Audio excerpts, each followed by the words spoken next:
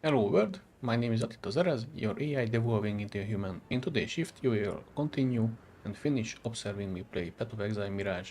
This will be the last time for this league, and as such we are returning to Oni-Goroshi and her embrace.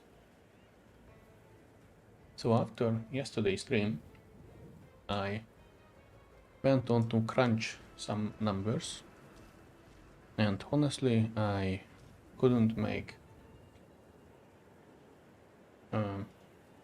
Holy Hammers work at all.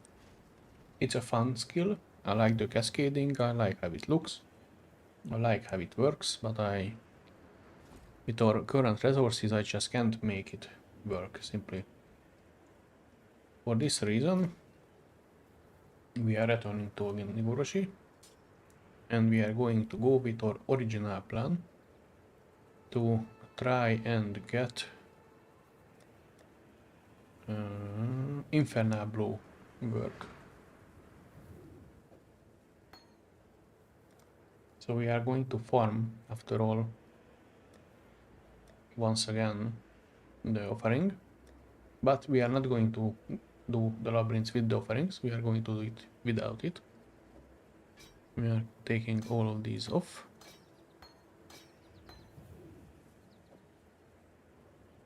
We are putting these away.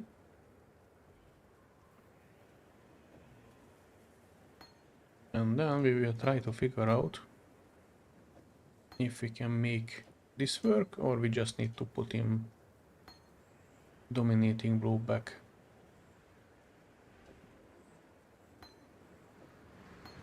As we will also need to respec many of our stats. Welcome back, Oni-Goroshi.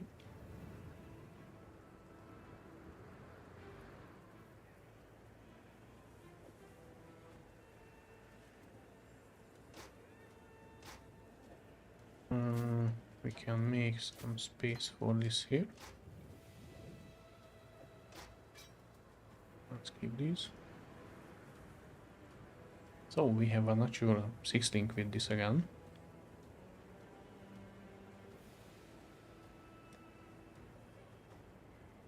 And we might be interested in Skitterbox. Skitterbots after all. And inspiration.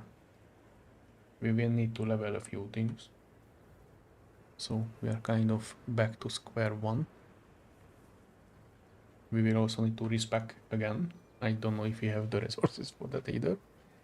So this is going to be quite the mess.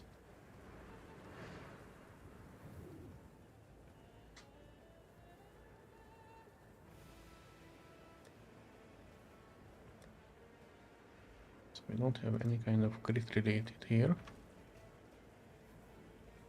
So these remain. We don't need the entire auto exertion part.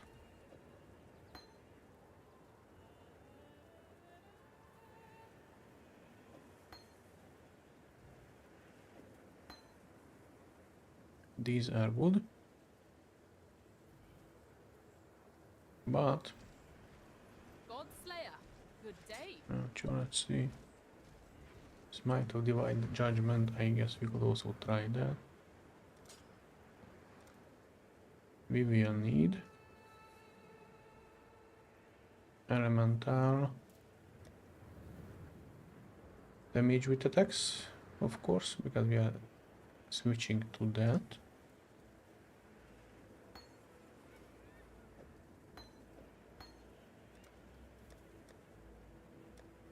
We need crit, because we are going to crit route. That will also help us more reliably ignite people, so we are constantly getting her embrace.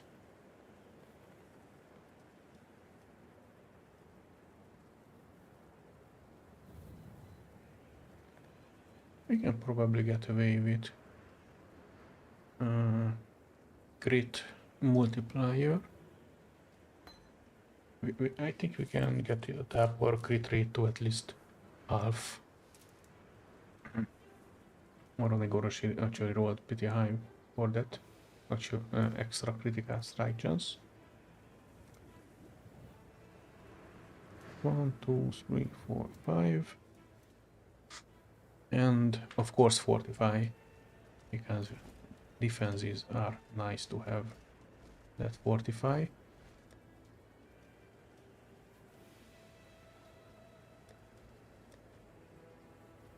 Do I have my fortify on right now? Oh yeah. So this is going to be our lineup.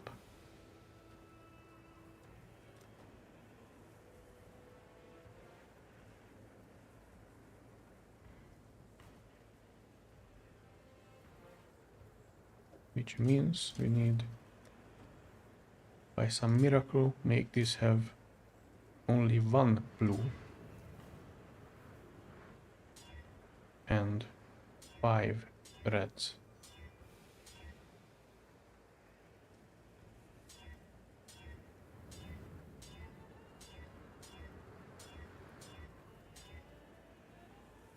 Because the Oni-Goroshi doesn't have any kind of requirements. This is going to be entirely up to luck. We keep getting back to that part though. Oh, there we go. I mean, it eventually had to happen. So for now we are going to use regular dominating blow.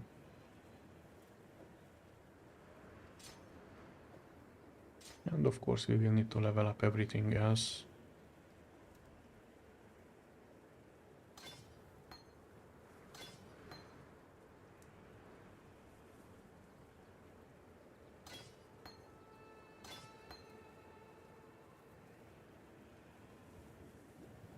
This is not a bad one either. But dominating blow has a big fire damage along with our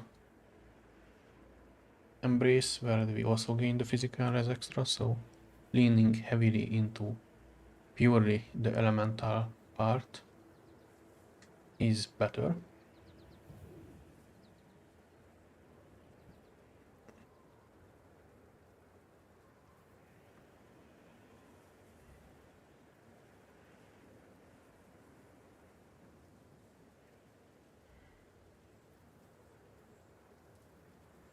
The question is, what do we do with the rest? Determination, precision, and arrogance stays as they are.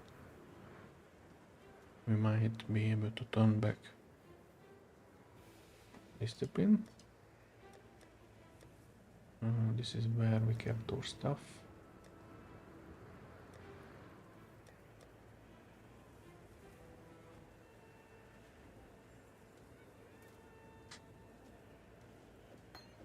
Well, it's honestly time to just throw these away. We are not going to use the other ones. Let's be honest.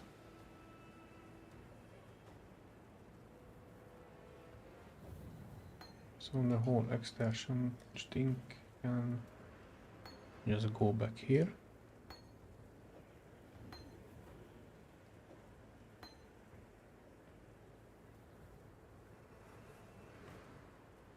We definitely need Arctic armor back.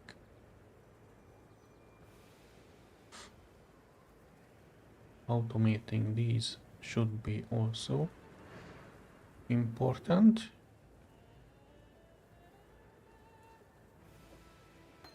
Just can go back here. Keeping the high level stuff that we already leveled here. And then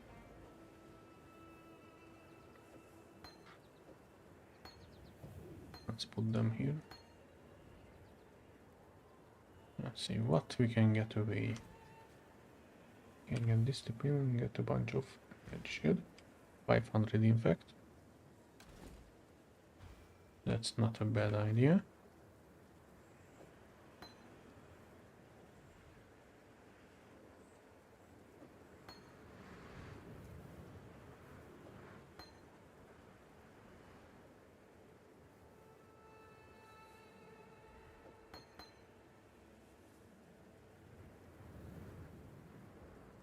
How do we socket these?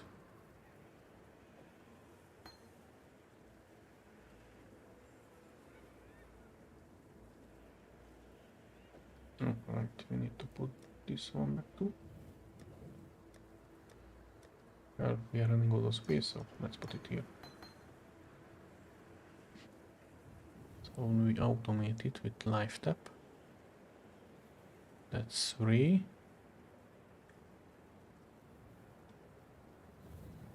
And then we can leave one spot open.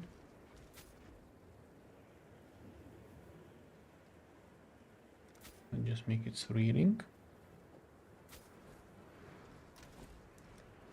Do it.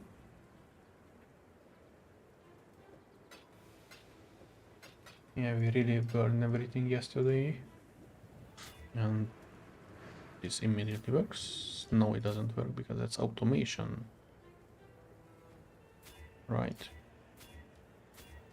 We need very different coloring now.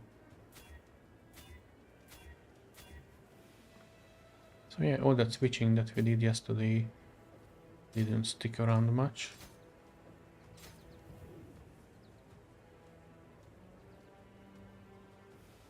Just put this automation here.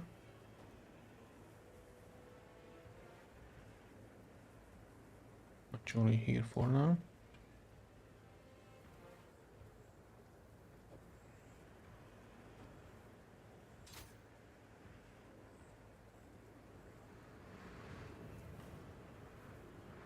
Arctic armor we definitely need. So we recolor these. It took so much time yesterday to color this properly, and now we are just so many green. Just growing it over. That might work. Because we need our Arctic armor. And then we need a skitter box. Skitter bots. Keep pronouncing it wrong.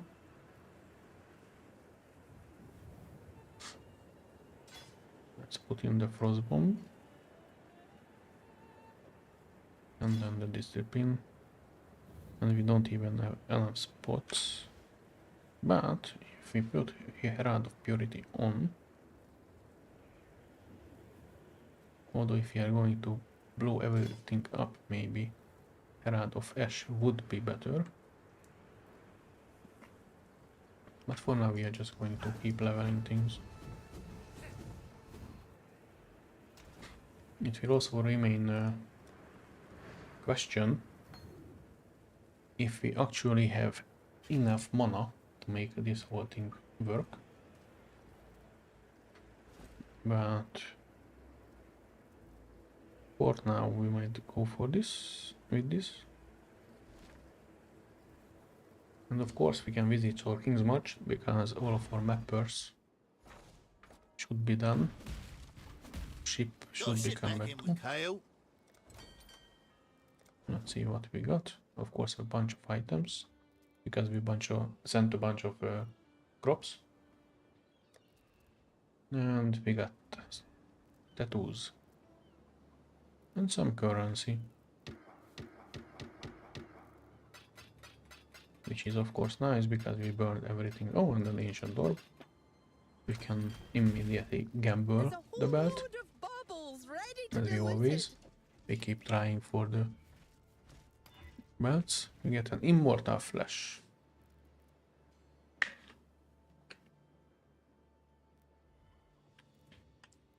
This is a really nice leveling belt, especially for Righteous Fire, where you just plop in a Purity of Flame.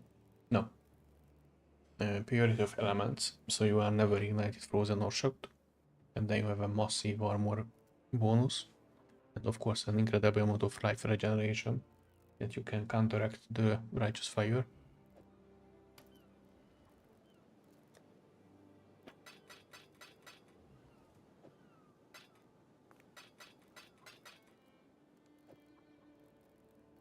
Augmentation actually fine.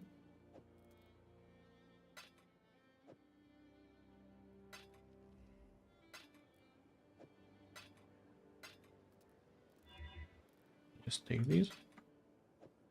We are not going to throw these away immediately, because we are going to exchange some for alteration. And we got a bunch of tattoos. Some different tattoos. And I'm not even sure where to put them.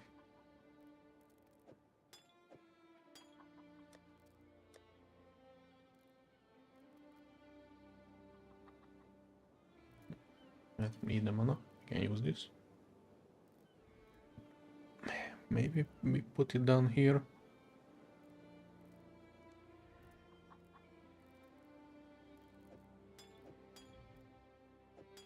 Now I wanted to leave this row. Just avoid being poisoned. Projectile speed. Increase global accuracy.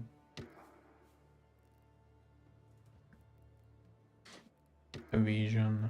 Cold damage. Avoid being chilled and frozen.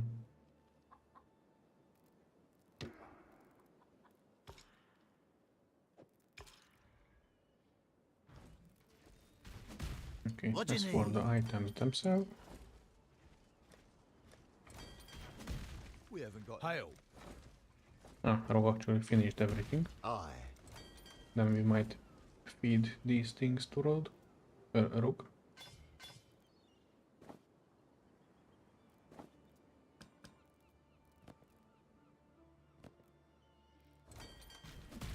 Achievements are really nice during leveling, Not bad. Not I bad. would say, Brennan can attend the day before. This one because they reliably have, comparatively to the item level, they usually have very close to high tier mods. So while you are leveling, you can keep getting some from there. I love this job. Of course, it's no longer really a possibility that much, because I think you can get access to King's March in That'll do. Act 9, maybe? What do you need? Might be even 10. Oh, it's In which case it seriously diminishes its worth. what do you need? We can discard the rest. And then look at our mappers.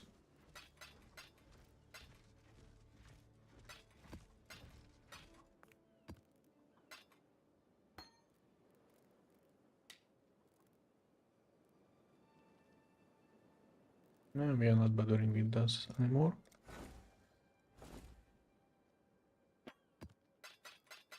I'm not even sure how much we are going to feed our mappers today, being it the last.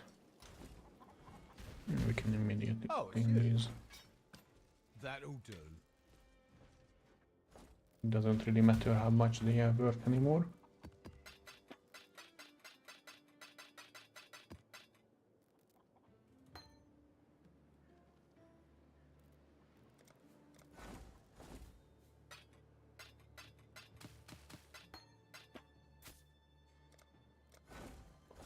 Just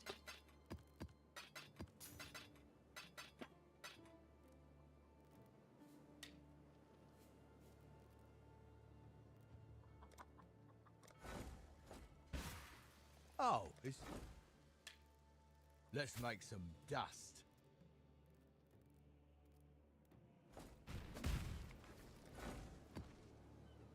and just put these maps in.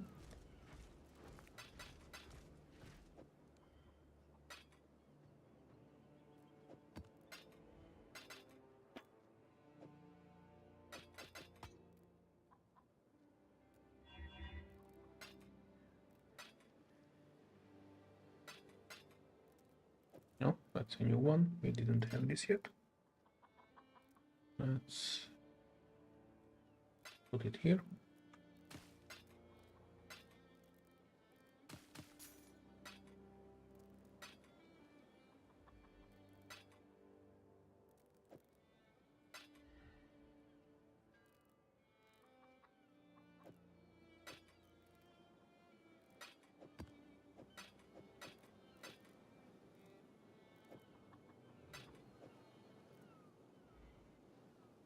Nah, I'm kind of getting lost again. Probably put more of these away. So we have some space left for this to go. And scarabs we can throw in later.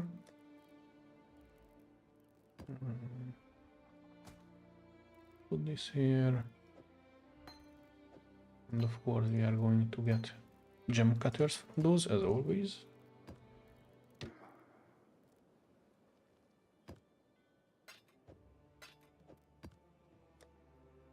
Maybe if I attach several blades. Imperfect slashing core.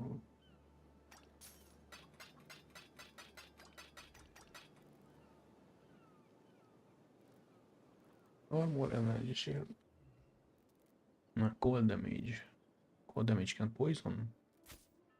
Might be an interesting build idea for the future.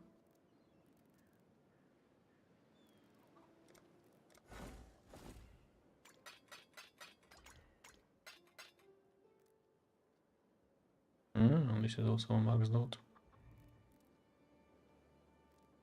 But we cannot do anything with that. What have you got?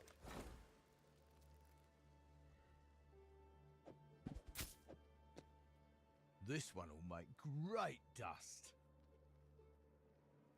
I just quickly look over in case we are actually doing anything today. Let's make Or some by dust. some sheer luck we have some giant success and we decide to continue.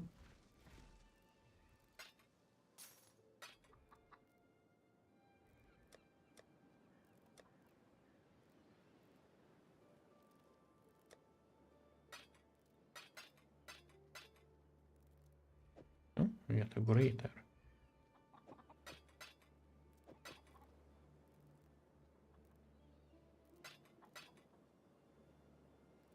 We will quickly use these up.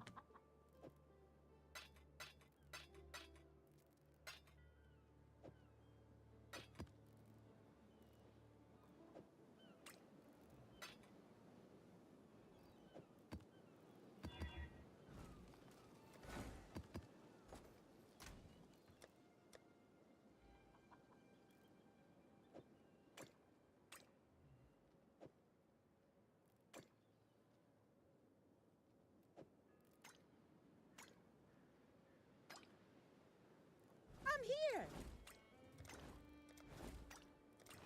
Phew.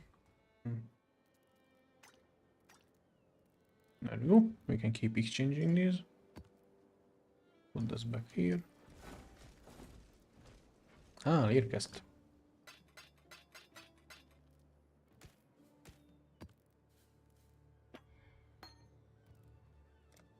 Rear cast, maybe. Yes, yes. The That's perfect excuse to nice, see unique Dominic. to use in minion builds, for example, where you are actually just relying on your minions because then you don't care about your own damage and you are giving all of your minions, and even in party play extra. Of course, there are better options at higher levels and investment, but after then, this is pretty nice. It can be also used for Animate Guardian. That's a nice option for that too. Hi-oh. I have been thinking about, to be honest, Not putting bad, in not bad. Danik can an attend Animate to Guardian build Don't after get all, can't. but I thought against it in the end because it didn't go with the original theme of the build. Of course we could do it now because it no longer matters. We gave up the original idea. Beacon of Madness.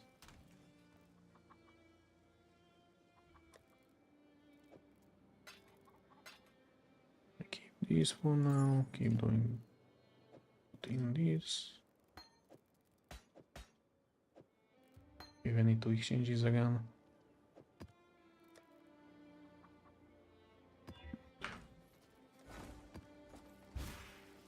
Hail. Do we have any ore slot? No. It's probably, yep, Onward it worth a and lot upward, more. as Dandig might say.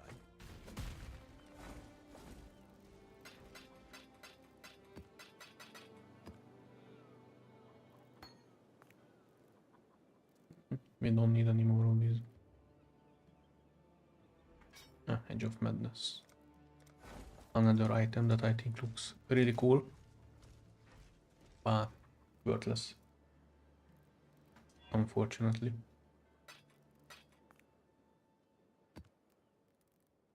We are not putting these.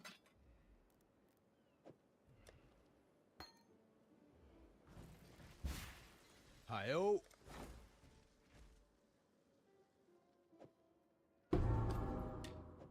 Always a pleasure.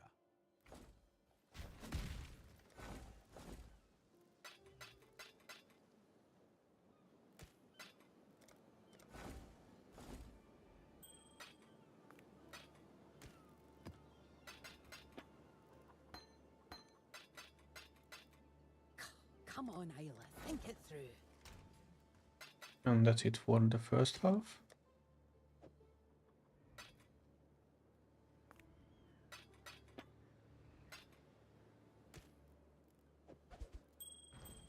Put here because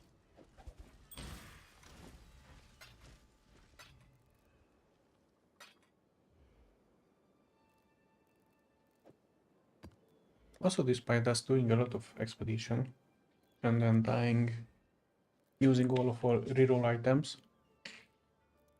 or Rogue and Tujin, it seems like both of them have been nerfed.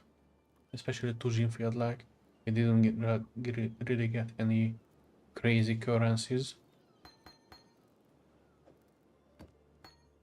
Unfortunately.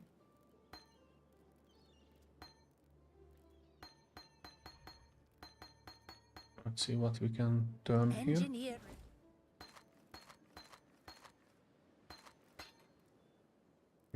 Exchange it immediately. If we get a... Oh. Another one. That goes over. Maybe take down the... Bye one. now. Okay.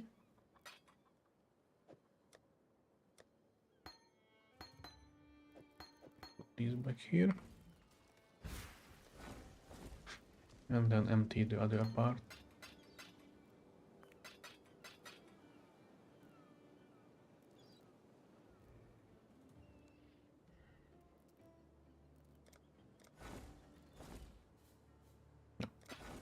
This one was quick.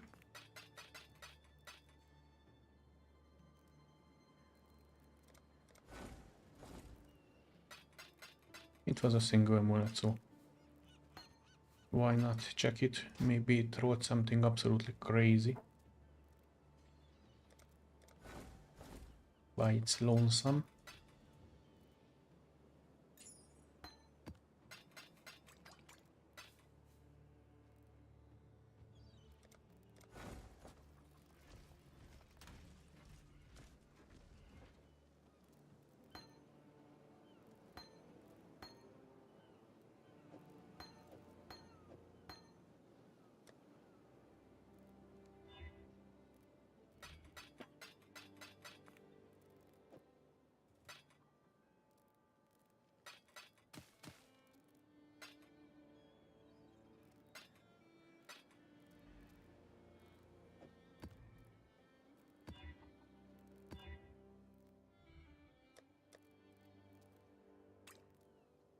Yes.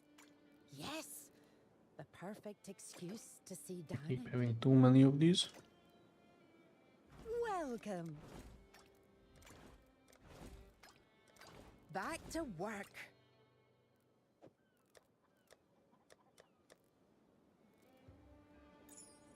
Oh, right, we are going to give those to Rogue. See if they are What have better you- than something done on the ground or inside.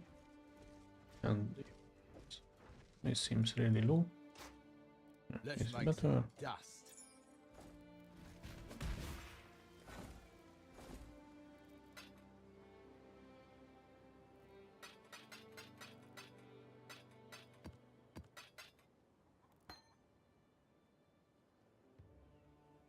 poison van.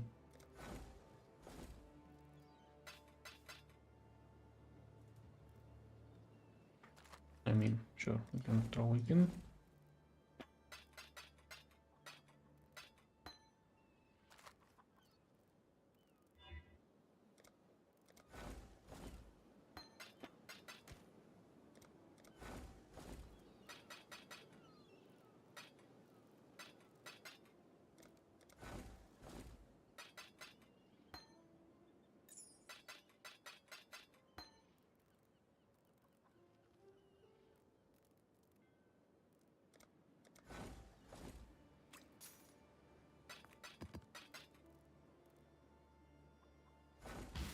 What can I do?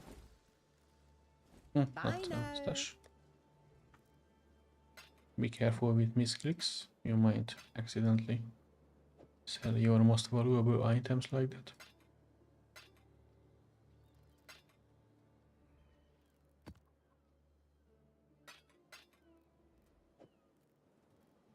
We need even more instillings. Not really.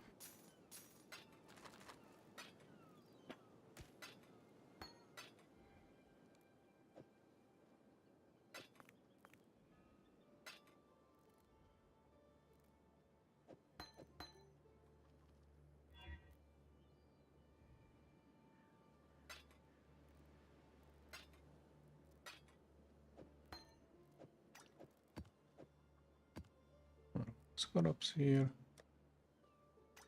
Blind goes here.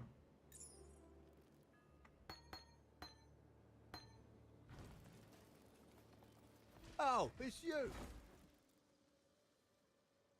Not enough space. I'm on it. Let's make some dust.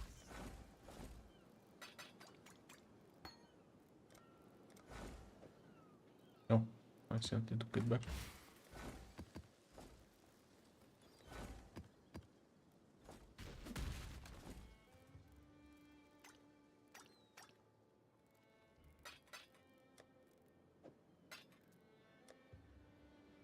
And there. Now we check if we can make a jump cutter from his. One down. That's overcapping. Can we? Now we start to go backwards. Great job, Isla.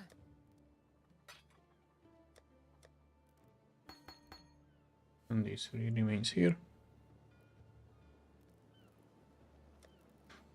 Now we check with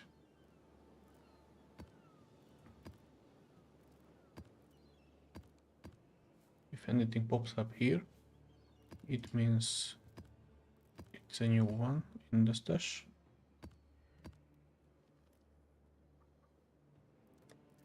No, it doesn't, because of course it doesn't. I forget. We need to shift click. Right, because this is a fragment technically. So Control Shift click. Yeah, now we can see it.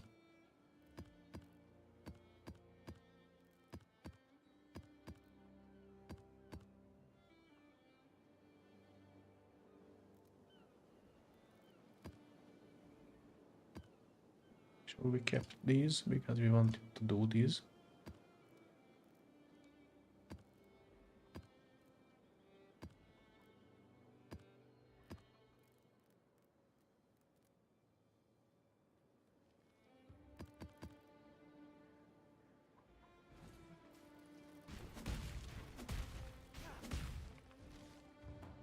I should have a drink with Tujan.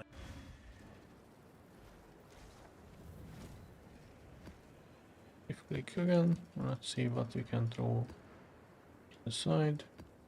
Not much.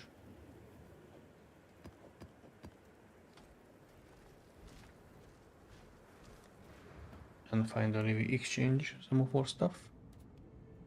So we have a lot of transportation. Freedom comes to the... Now we can check once again what uses transmutation, because I always forget. Their augmentation. So just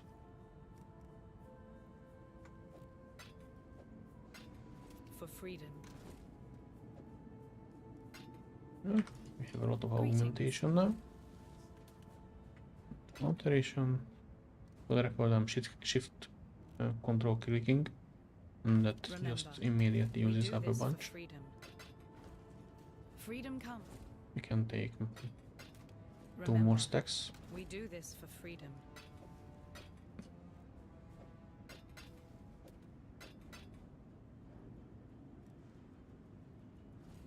I don't know if Greetings. alchemy is used for anything.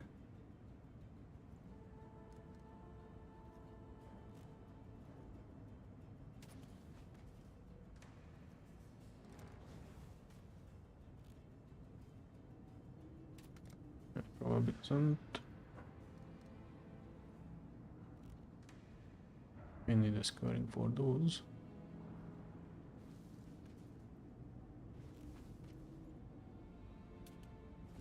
For Yeah, freedom. these are not used for anything.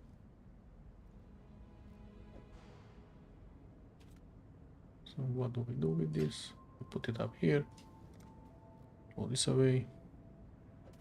Now we have space to put these back.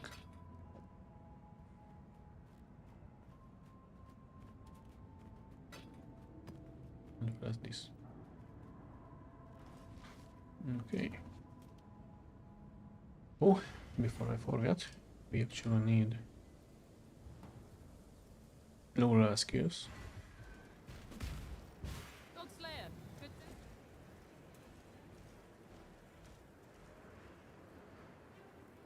A lot of transmutation, so let's buy from the transmutations.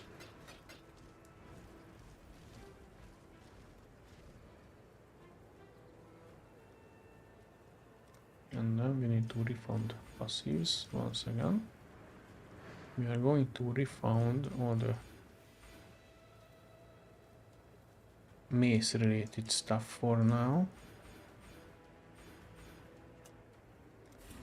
We don't have exactly enough points.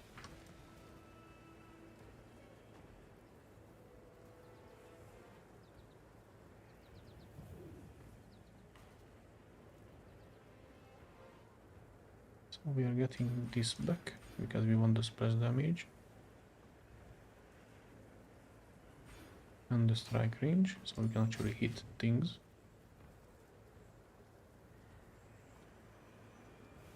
Then go up here and get all the sword stuff.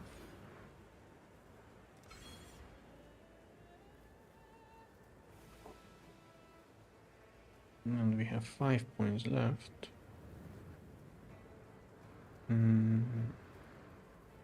Where do we put it?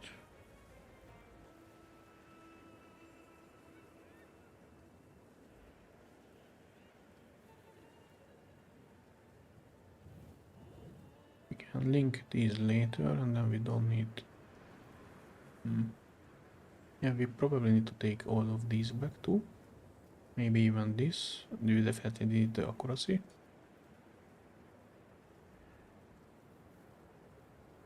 So let's finish this road so we can take back the other side later. And for now, since we are dealing elemental damage, we can take this. Yeah, we are converting core damage. And then if we get more regrets, actually we can see if we can buy more regrets because we have scoring. Yes.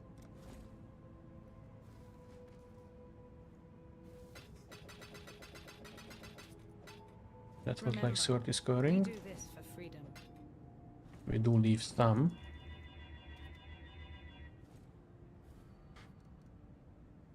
Okay, that's 15 more points we can get back.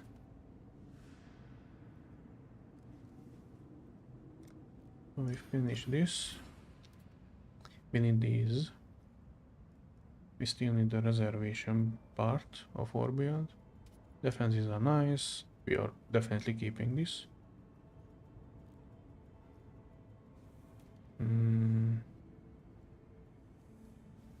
Life, defense.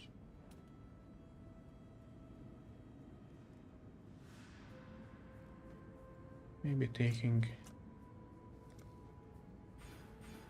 this back around.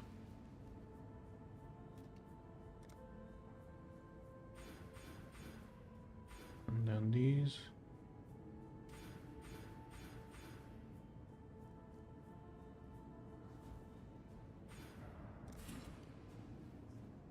Yes. That leaves us with 15 points.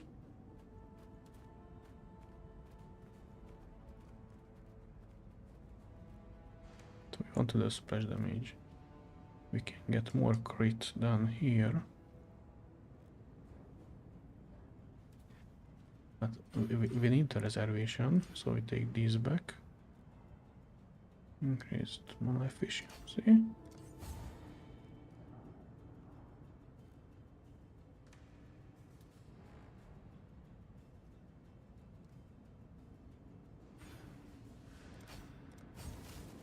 We invert this. We kept the accuracies because that's needed, so we can actually hit things.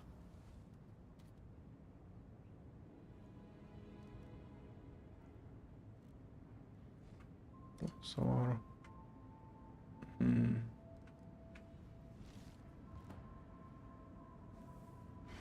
let's actually go back a bit here, because the aura is actually turned on here. Okay, so we have a good amount of armor. And we have 11 point left. And we are focusing on fire damage. So we take up this and convert the rest of our damage to fire.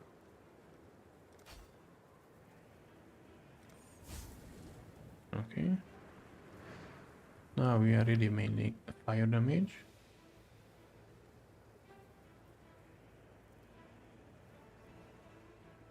And we have 6 points.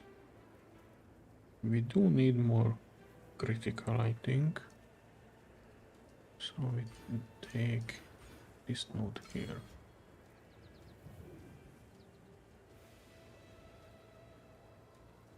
Maybe not any kind of mastery yet.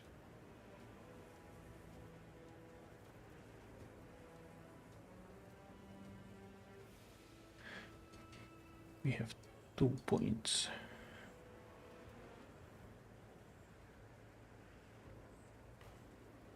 We could take back the mastery, or we could go for life armor combination. But we have enough life for now because we are going to just run the low level labyrinth. So we probably need more damage. In which case there are good elemental nodes here. Melee critical strike chance. Yeah. Well, of course our damage is shit, but there's nothing we can do about that for now. It will do for what we are doing. We can take more strike range there too. Get some of these.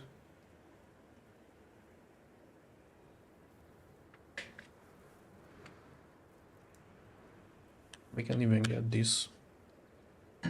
Alright, and we can definitely anoint our stuff again because we don't need this. So what would be a good anoint?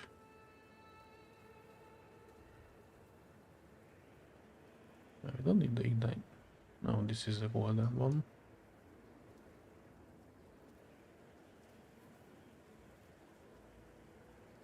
Increase fire damage, increase the area. It uses opalescent. Opalescent. How do we get opalescent?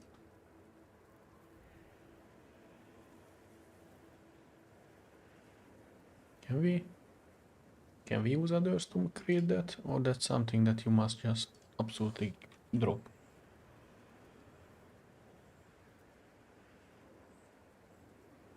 Opalescent oil.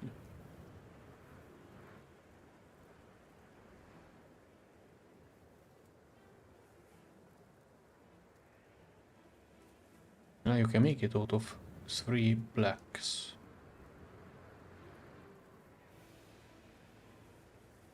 I think this would be a good mod for now. Verdant Azure Opalescent. We can make that maybe? Is it made out of 3 Azure?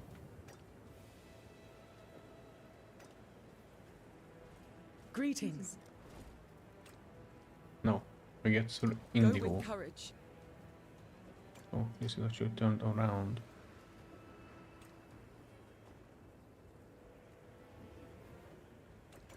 Maybe from 3 indigo? Greetings. Oh, let's make Farewell. violet. Okay, so that's lower. Is it 3 violet that Greetings. creates a black? No, that creates Journey crimson. well.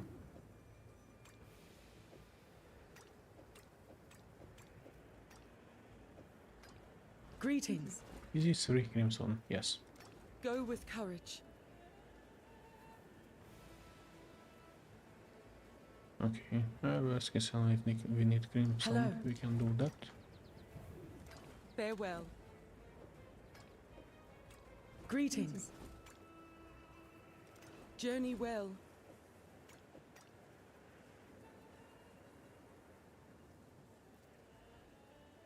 Global critical strikes. Yeah, this is a good one. For us to put, not you, well, here is the sister. So we change it to explosive impact, increased fire damage and increased area of effect. Okay, because the Infernablo's explosion extra damage is also fire damage. Yep, we are replacing it. Okay. Slowly climbing up. So let's do the low levels first. The Merciless Labyrinth. The goddess is watching. One part because it's easy and one part so that our skills actually start getting levels.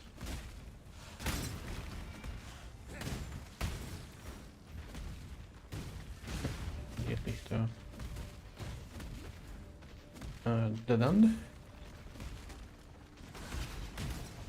Oh wait, is this the one with the gold door, right? Yeah.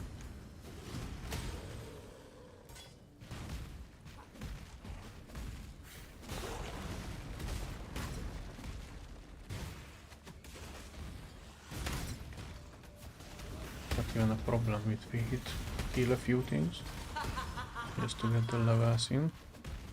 Although we might want to actually hurry, I guess. So that we are not wasting too much time. Because we want the other Infernablo, actually, the one that explodes on us, not the enemies.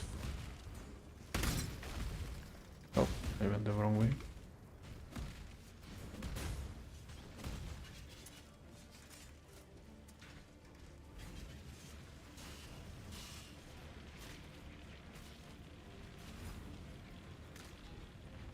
Where there's a golden key, there must be a golden door.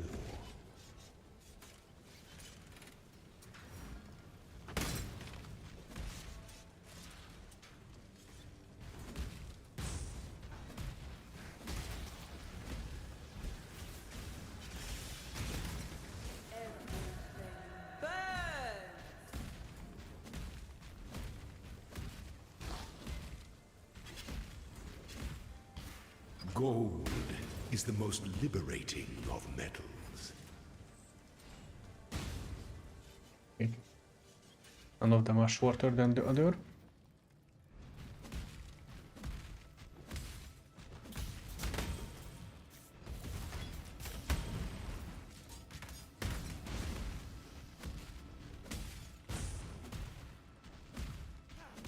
we still get some of the most hardcore simp with us because of Herald of Purity. Yeah, the unicorns. No, we are not taking shards.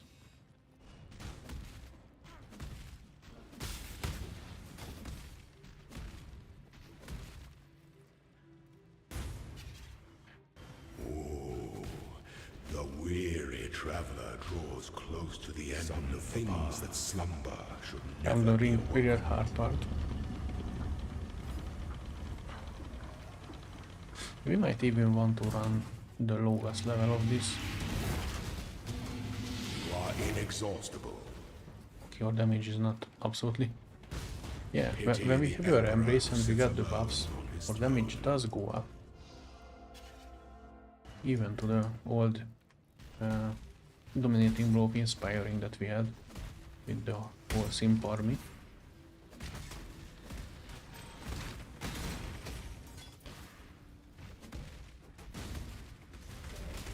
Going.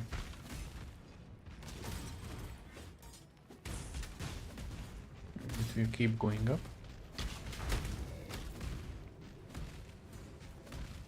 The real problem will be when we switch to the new gem, because that will be level 1. We probably will need to use this and farm low level maps, low tier maps.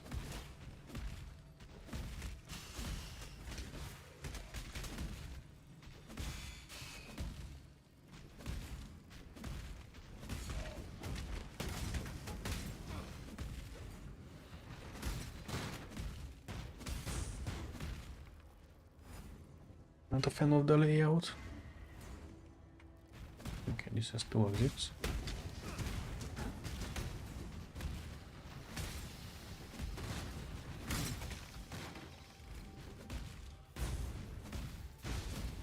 Can't we jump over there?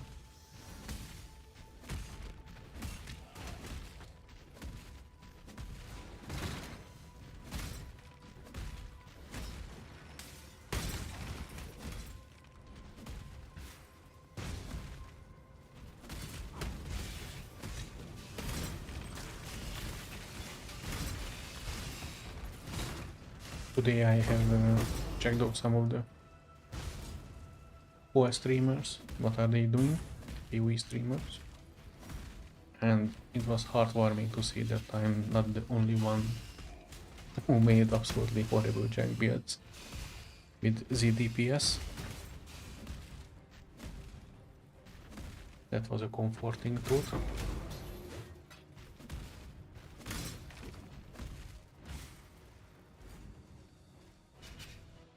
When the time comes to strike, an emperor strikes without hesitation. Complex machinations converge to a single act of power.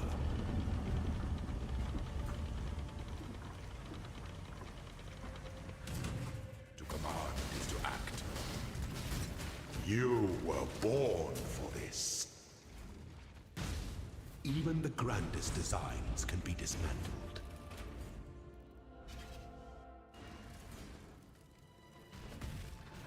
Okay, this is another 2 exits, but I think one of them will be a straight shot, and the other probably goes to some keys, or maybe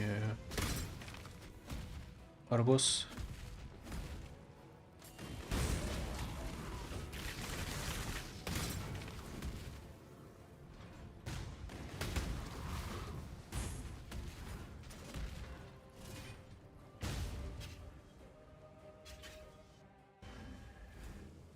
The labyrinth is quite the labyrinth.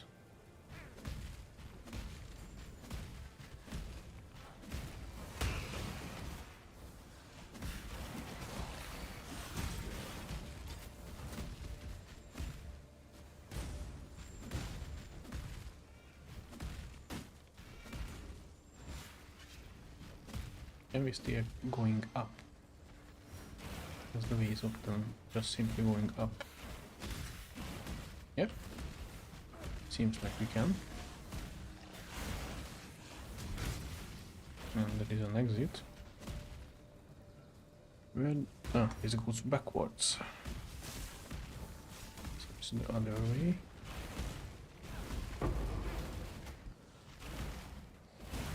I can see 2 exits from here. The trial. An aspirant can afford to be promising. An emperor must keep. The empire awaits you with open jaws. Fix my posture again. I die for the empire.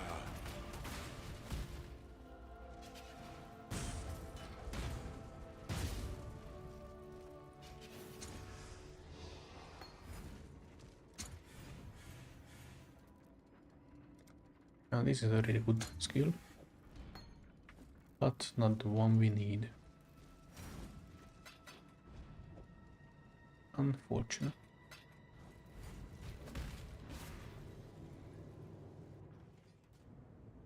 So we go again. This was a bit convoluted, so let's go even lower. Justice will prevail. Because we really only care about the end.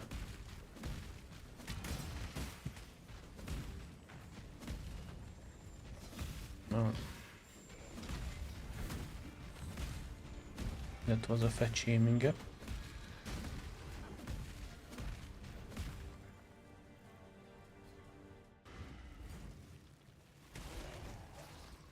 Oh, this has actually 2 exits this time. Interesting.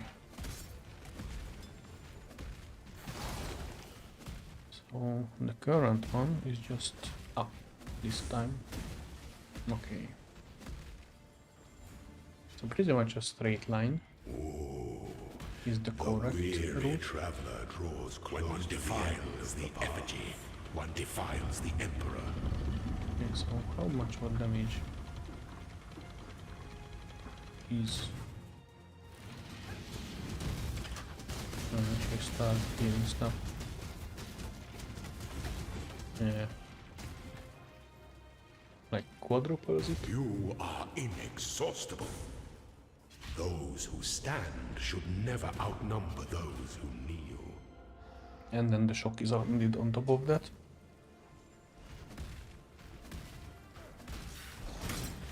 It's kind of hilarious that this build, just based on the tooltip, it already deals as much damage as our dominating blow did. Of course that build is not at all. Dominating blow is really bad for this. Oni-Goroshi, it needs higher base damage.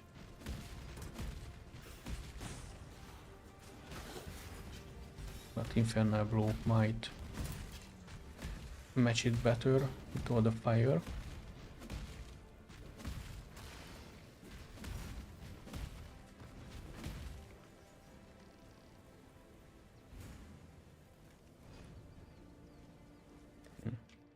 And sorry, got another bot, got the bandit.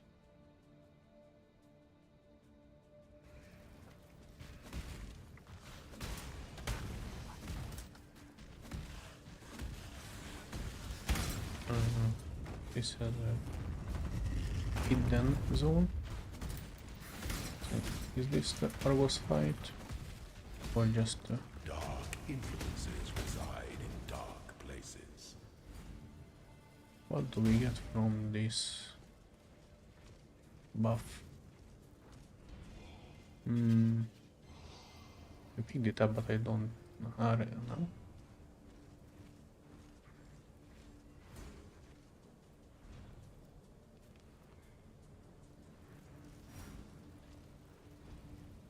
I don't know what we unlocked.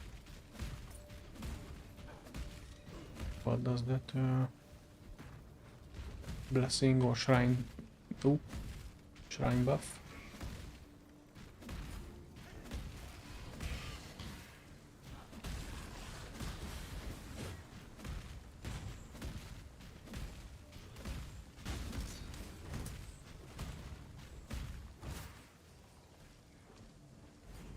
Oh, I haven't checked if we actually went the right. Or here. Oh, yeah, we did. And this has only one exit.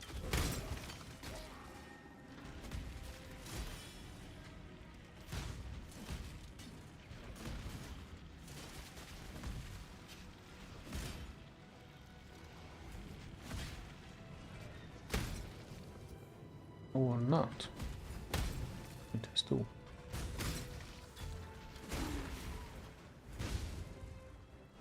The trial always has the blood When on the the ground time before it. comes to strike, an emperor strikes without hesitation. It is the sovereign who entertain doubt is to the other way round.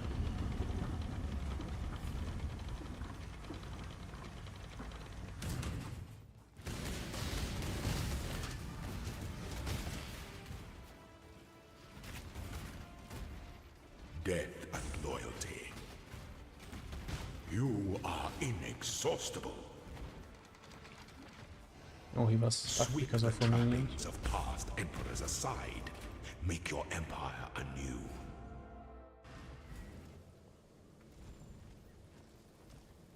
To exit. Let's equally fire away.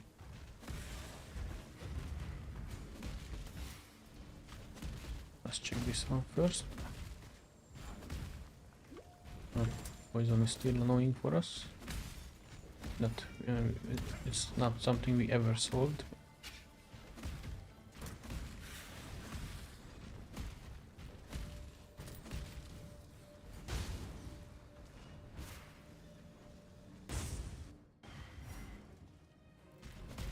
Then he exits. We don't care about the silver key, so we are going to just ignore that.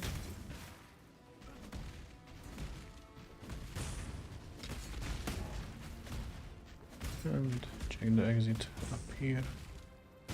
Oh, he interjected. An aspirant Yep. can afford to be promising. An emperor must navigate your empire through troubled waters.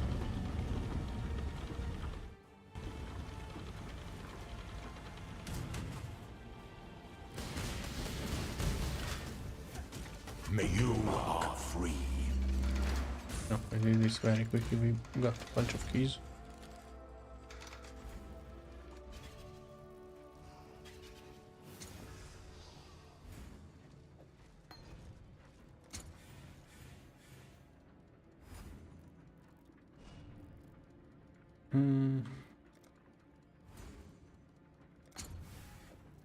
We are not getting the stuff we want. Sadly, we can't exchange keys here though.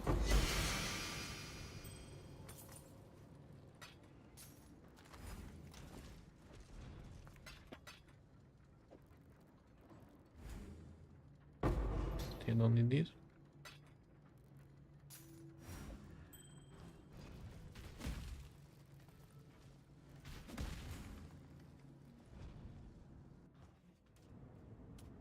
Now let's see the lowest level. Just trying to gauge the speed we can do this. The layouts. With precision. In the end we are still only getting the 1 gems unless we are using offerings.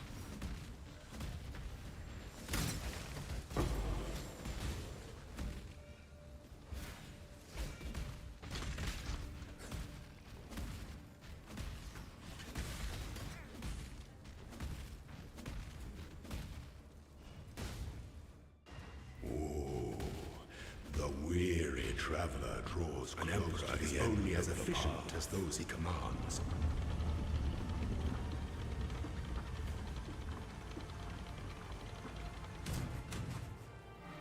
By the goddess, what ambition! Only one of your lessons was completed, Ascendant.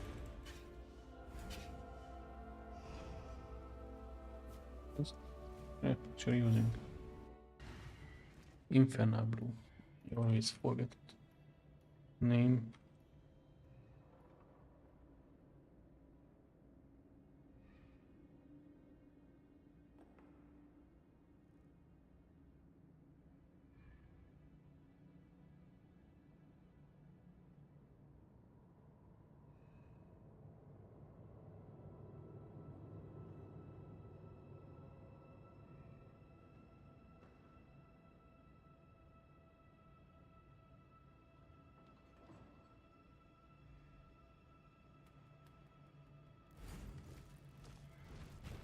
Just quickly checked if there is actually a level limit. when it can drop and when it can't. Before I farm this, and then it turns out When the time comes to strike, an that you need a emperor higher level strikes version. without When one defiles the You can get it effigy, here. one defiles the emperor. That was a very short route. Yeah. Since we just want to jump, the lowest level might be the easiest. Assuming our You were born for this. Mizaru doesn't want to have a Those who stand should dick measure in never context with outnumber our those who kneel. flaming guy.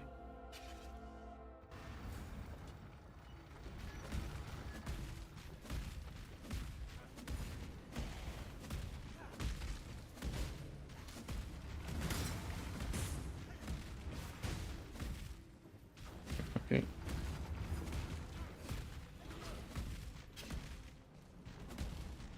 So we just go for the flames.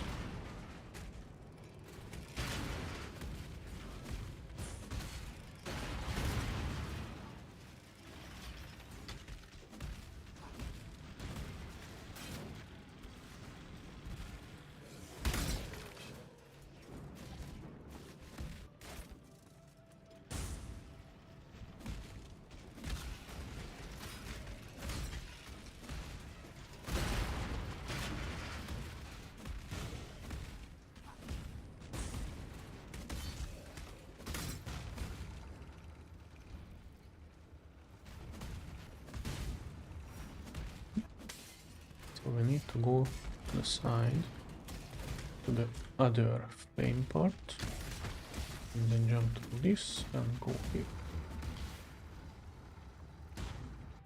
We get to the main atrium. And here we will go to find another new straight zone.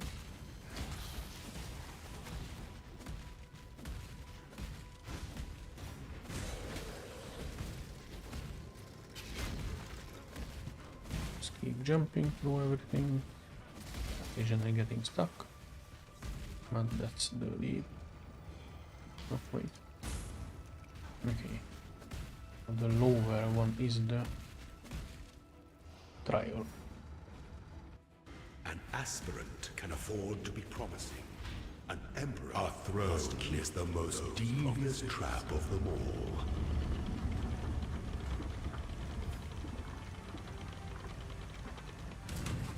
Failure is an illusion at last.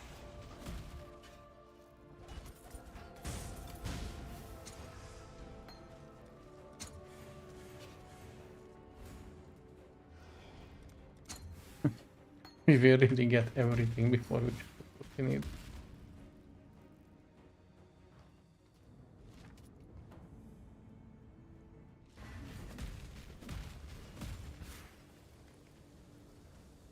But yeah, doing the lowest level is the quickest.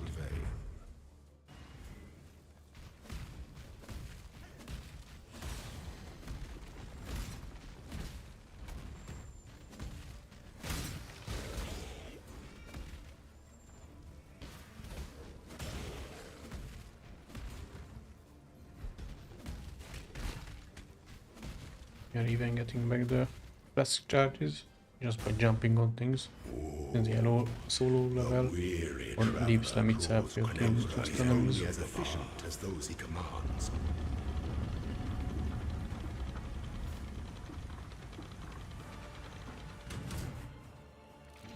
By the goddess, what ambition! My 3 lieutenants remain. Misery loves company, I suppose.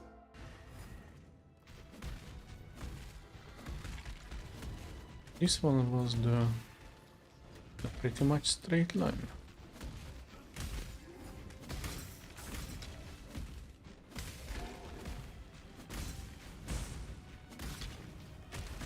No, maybe done it.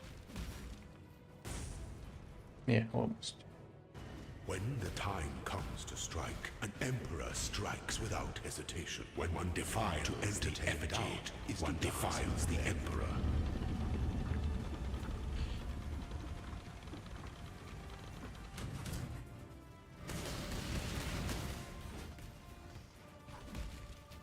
Stay the course.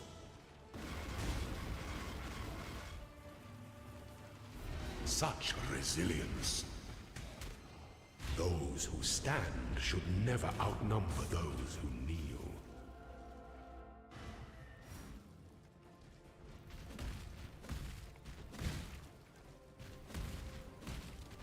Needed to go through the flame traps. Right. Right. No. Oh, it's different now. Okay.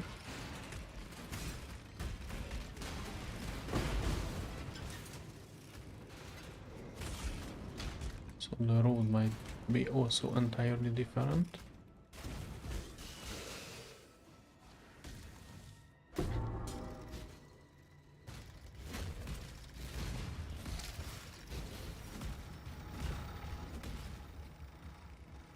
Yeah.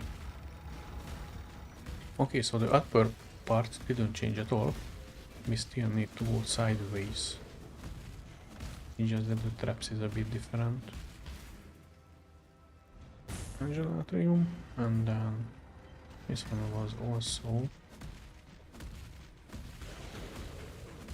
switched. It was not completely to the right up.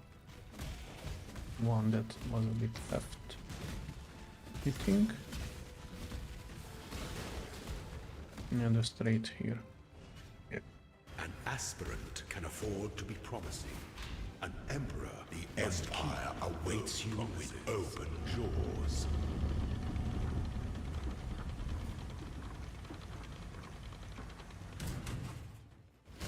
Triumphant at last. No, we stick. Keep. This is the meme. Classic starter. We get them keys.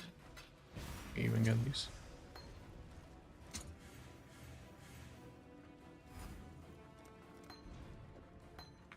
How are we not getting that one that we need? We really finish with every single transfigured gem. Ascend with precision. Albert, okay.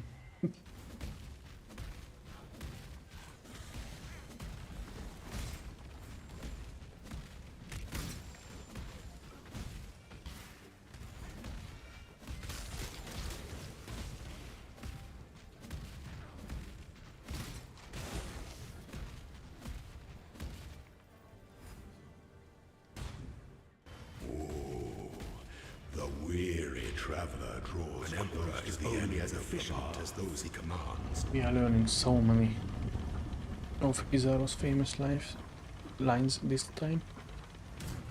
Honor your name, you are inexhaustible. I'm purposely jumping this side so my minions start My following me. 3 lieutenants remain. Misery loves company. So that Kizaru doesn't get stuck.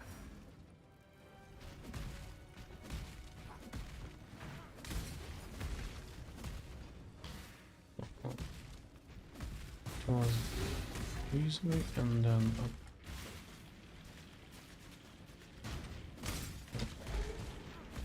Did I screw it up? Alright, yep. When the time I always comes find to that strike, bit different an route. emperor strikes without hesitation. When one defiles Instead the of optimizing out, like one that. defiles the emperor. Defies the Emperor. Punto God Emperor.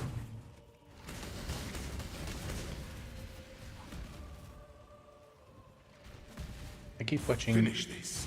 Warhammer 40k videos You were born for and this. I get into them.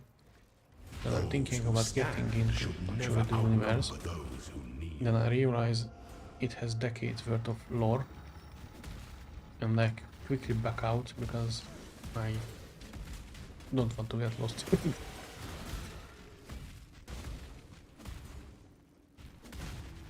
It seems too much. It reminds me a bit to old card games like Magic and Yu-Gi-Oh! There are tens of thousands of cards at this point. and there's way too much to learn.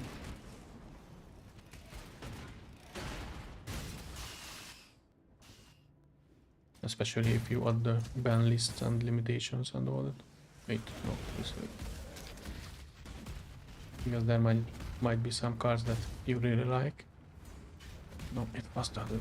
I always forget this way. I need to go through the narrow routes. So yeah, there might be some cards that you really like, and turns out you can't use it in official formats because it's banned or limited. So now your idea is gone.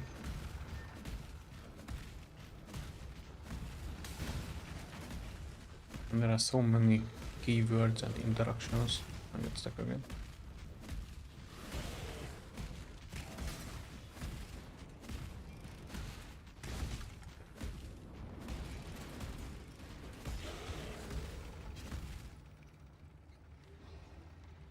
An aspirant can afford to be promising. An emperor, the empire awaits you with open jaws.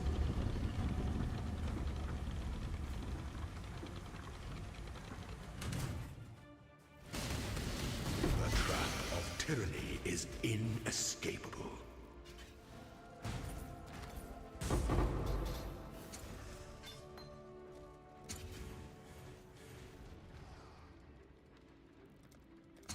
We even get the absolution version.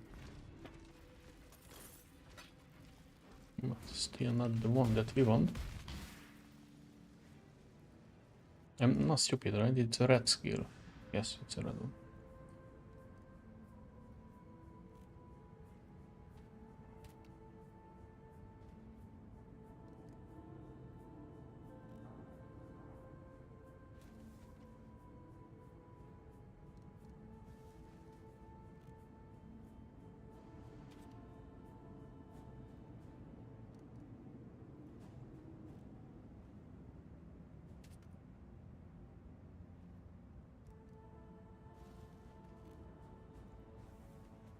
Use range of randomness.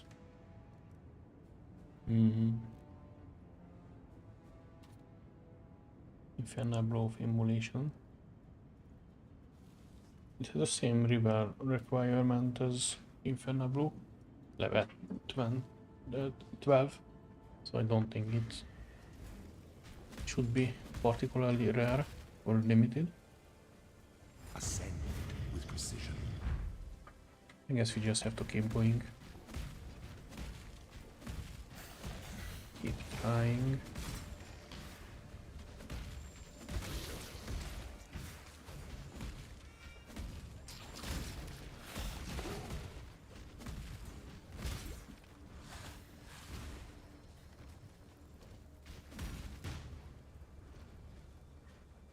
Just to do.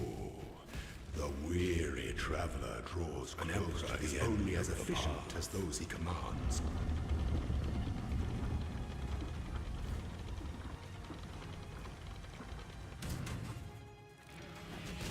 You are inexhaustible.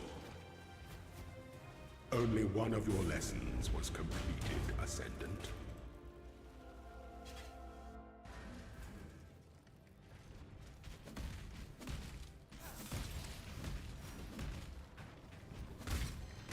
No, I need to go lower first, and then up.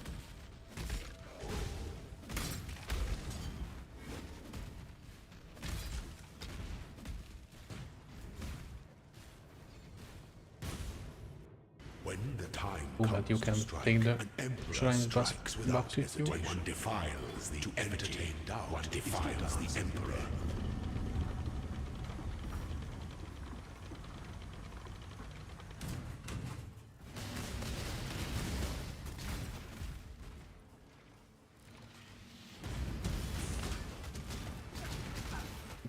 Zero. Failure is an illusion. You are inexhaustible. An empire must be built to weather any storm.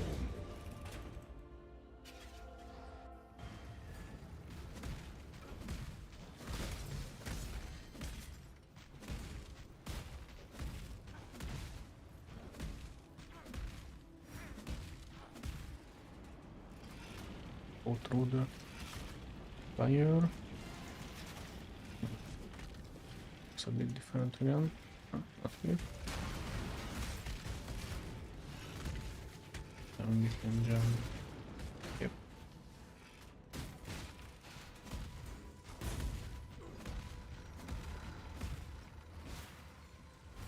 Ah shit. I keep forgetting that I need to take the right here.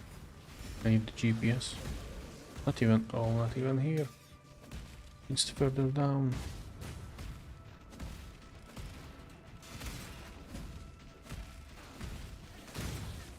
That will be an interesting up. GPS for the labyrinth. As always, I found every dead end. I'm really talented at that. Let's see if we are faring better here. No, because I keep running into them.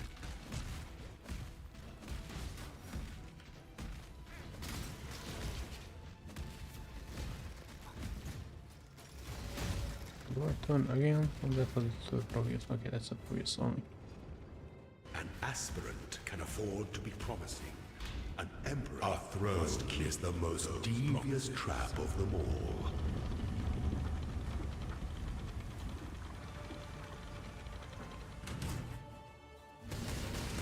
Delight in your gilded dungeon, Ascendant.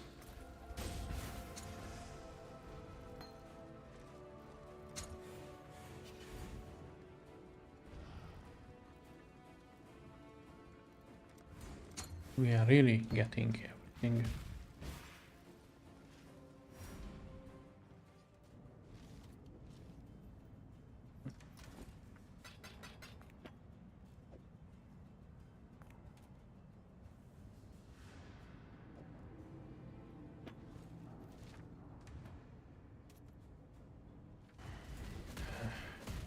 It will be funny if the entire stream will be just this. 8 hours of trying to get one transfiguration.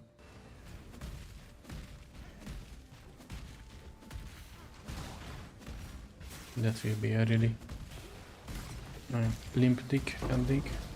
Or I already gave up everything. At least we should find that. Because then we just need to level it. And we also need to get a bunch of regrets. So we can respect more. The weary traveler an emperor is only as efficient as those he commands.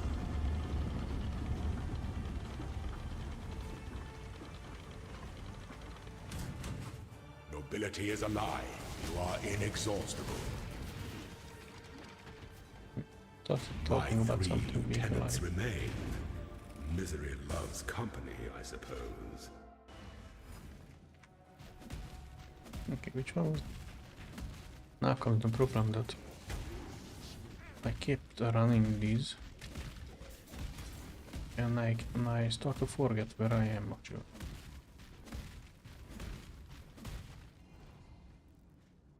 When the time comes to strike, And the an problem I emperor never strikes learned from without the one first defiles place. the effigy, to entertain one defiles the emperor. We just have some vague knowledge of, yeah, I turned this here and done that. Are we finished? Come on, I don't need to turn it By off, the right? goddess, what ambition! Those who stand should never outnumber those who kneel. I think I'm going to move Izaro after this run. Maybe just increase the music. Oh, fire. Need to go to the fire here.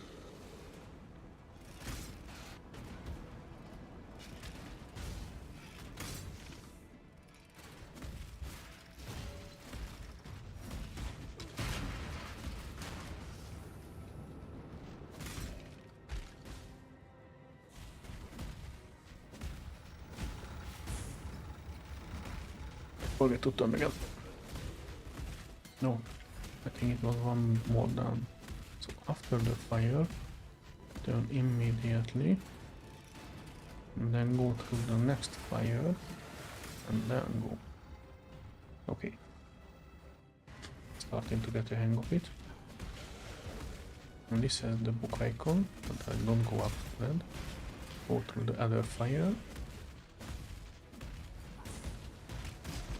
And then just keep going up. Straight line here. Okay. An aspirant can afford to be promising. An empire awaits you with open jaws.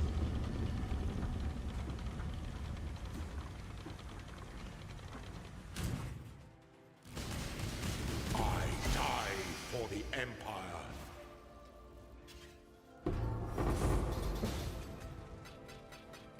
They heard we like keys, so they put keys on their face.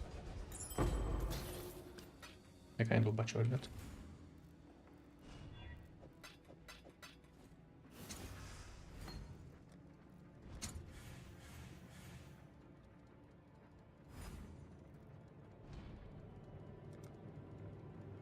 Is everyone, anyone use this skill ever?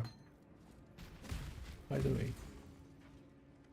It's like they took the shit gems, the bad skills, and then gave them another set of bad transfigure gems.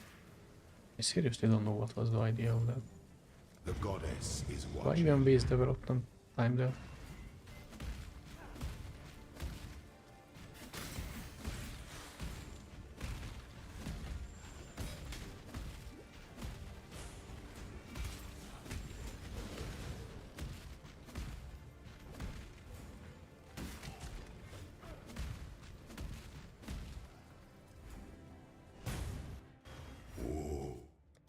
Okay, I'm sorry. There is a limit. No. Just put some more music on.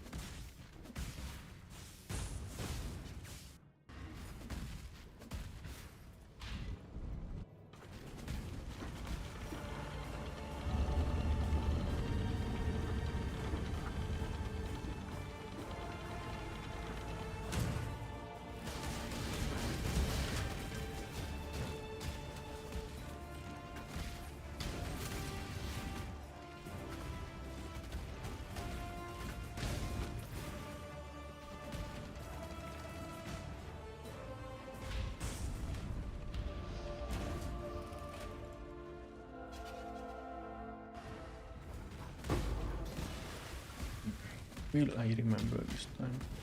The side to the fire, right?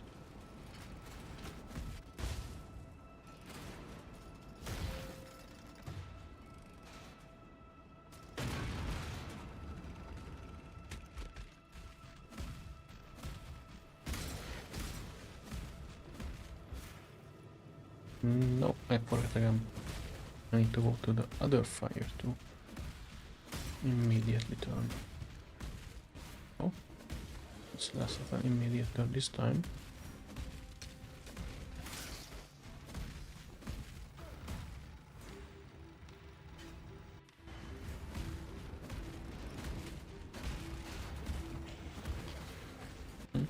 Almost wanted to do that.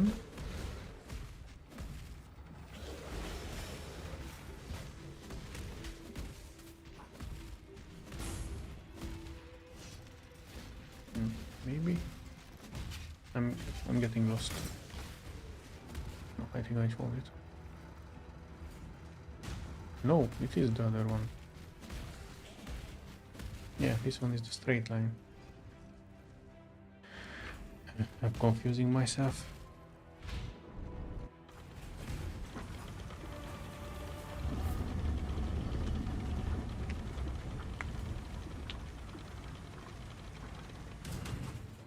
Sorry, I want to crack some of my joints.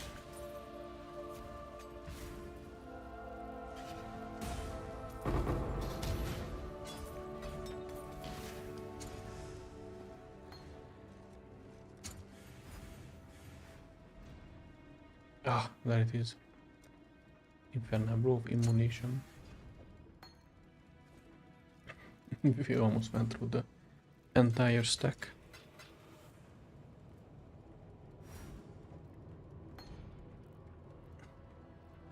Now I need to level it. We can put it this here. To level.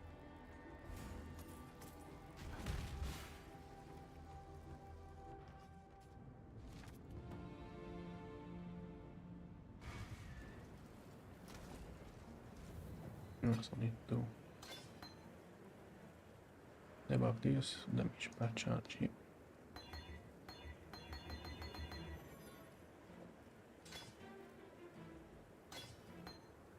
What's the base damage difference? I'm curious. Third. Yeah, we are just going to keep leveling that for now. So many shit going on. And then what do I do with all of these?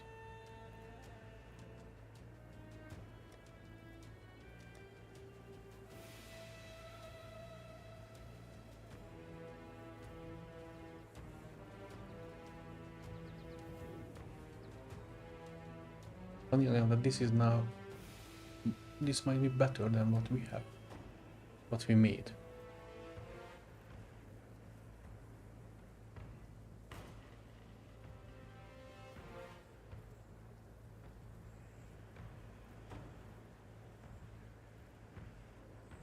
Because of the physical and fire damage.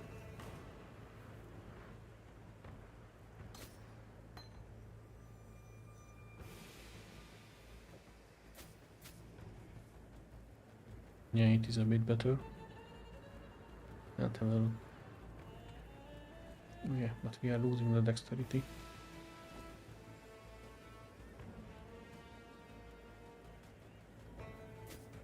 The AoE is nice for clear on the other hand.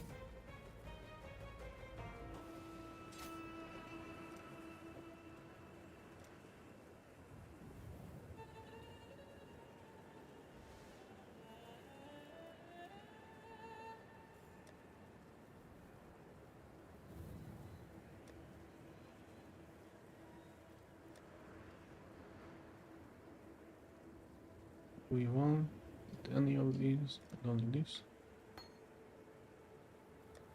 Oh, right, it's a gem, so it goes there. Cleave of Rage, we already have.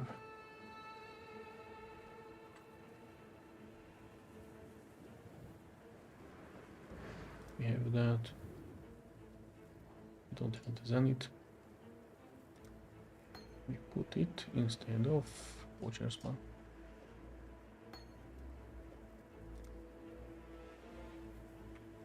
Garbage.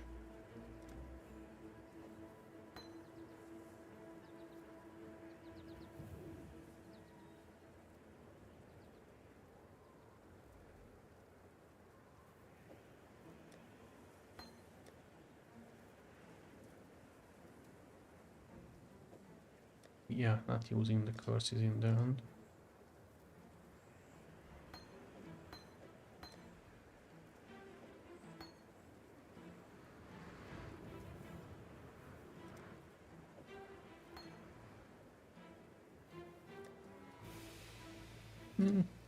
Actually, the curses might be good, so we level it.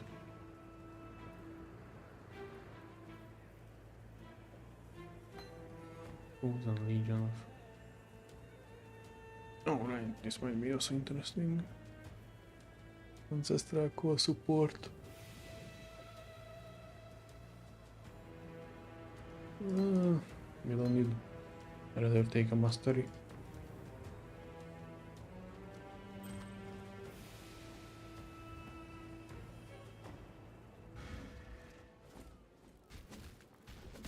On a tiny bit of gold.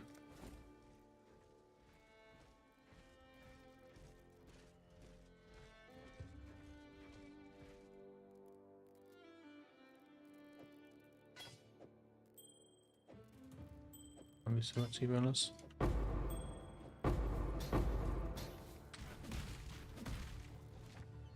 Okay, now we need to do some lower level maps. Okay, I'm curious, are we even able to do this? Let's go to our favorite beach. We are not throwing in any scarabs. Just run it as is. Let's see if we deal any amount of damage.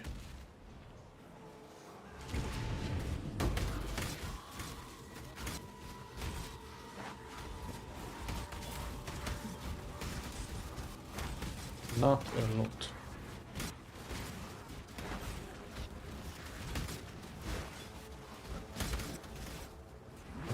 Of course the regular minions are still getting popped. Yes. Or regular mobs.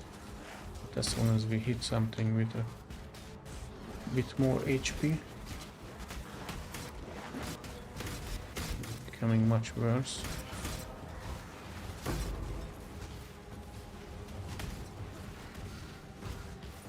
Where are we?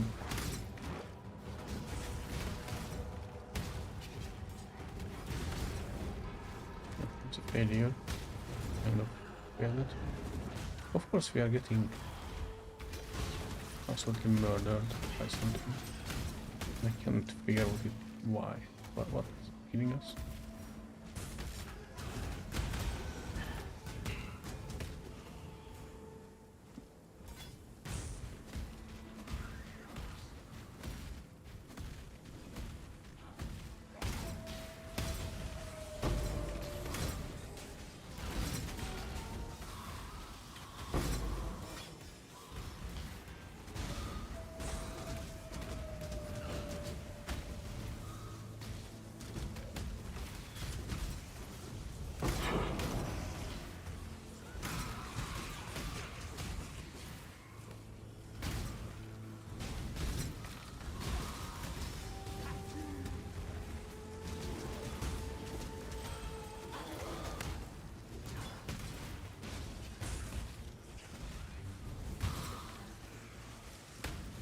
And it's getting good experience.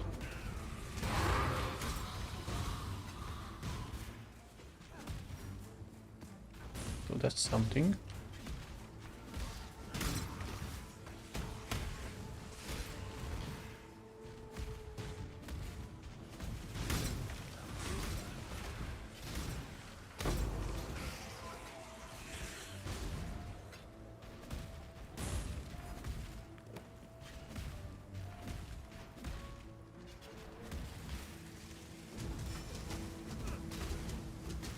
This is the real problem with the default in Fernavro, that if you have no corpse to blow up, the damage is an absolute failure.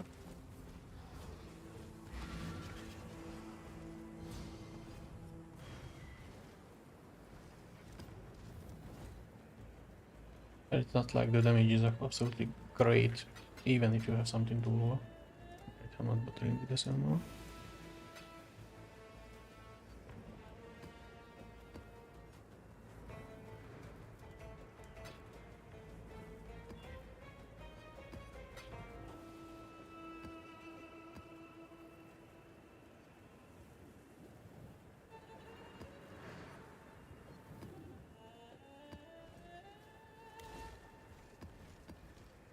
Can do an abyss. Even throw in some rogue exiles. And let's do blight.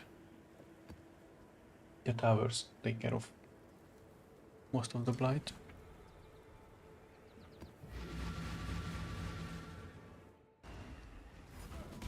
Oh, then again. Maybe we should actually try him.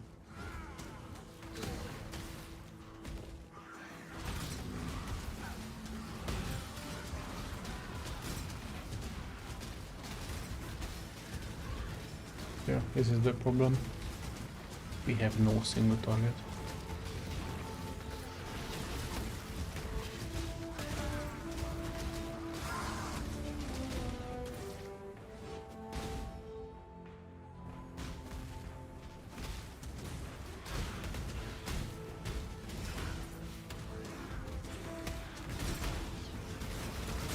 We also don't have enough mana. I just realized.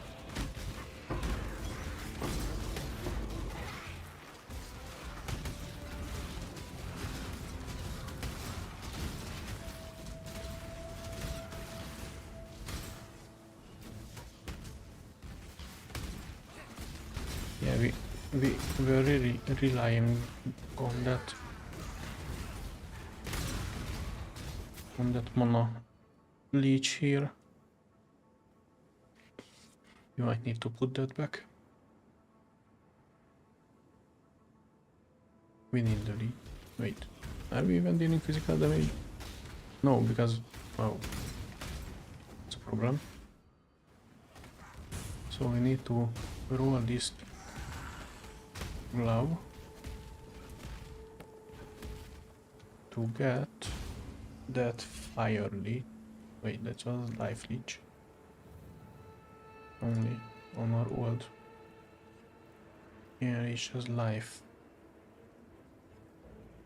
We kind of fucked ourselves. Okay.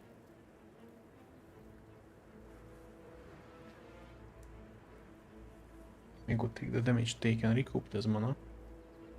That would be a bunch of points just to get some mana.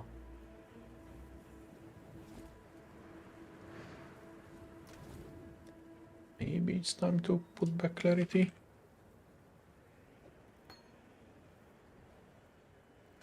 We are not using this Lipin anyway. Would we have enough to run it? Yeah, I would say yes. I'm sure that's enough.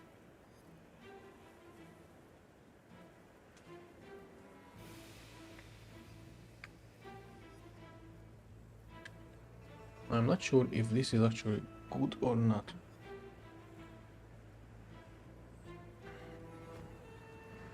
Because multi-strike is good for the single target, for just to deal a lot of damage. But if I remember right, you do not get extra charges for Infernabro.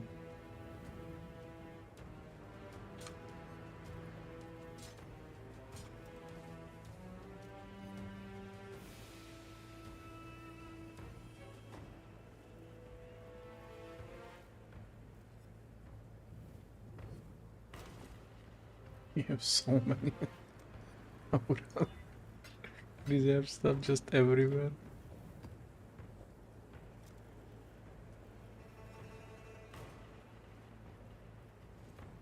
Okay, let's see if this solves the issue.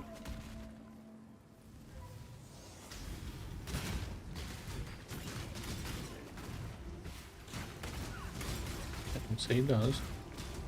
We are regenerating the life by recovering it the mana very quickly. Every single word that I said was wrong.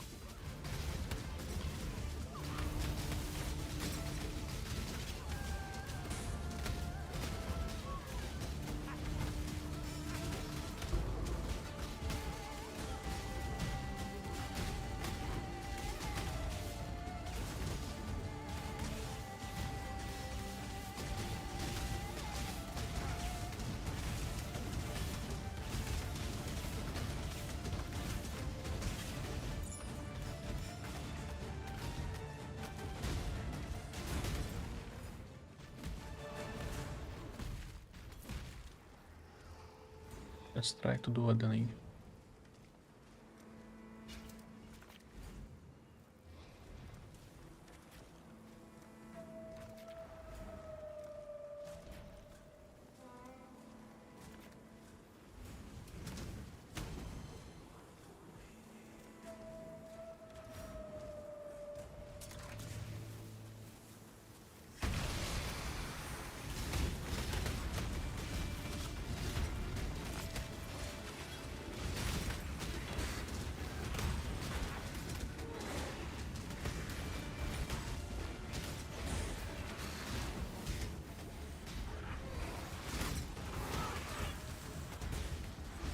Why are we taking so much damage?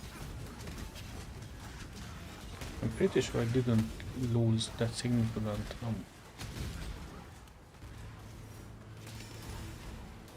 My energy shield is not regenerating. Even though I have a shit on flight regen. Oh, did I take a map mod that makes that a thing?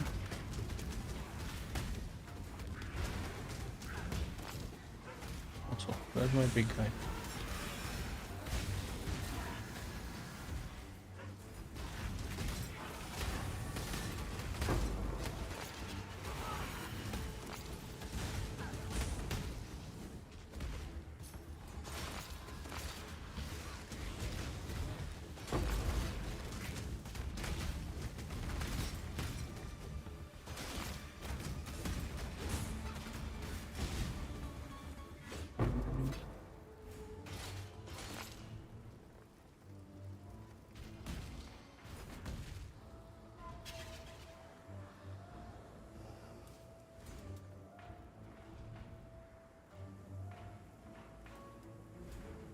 Nothing special about it.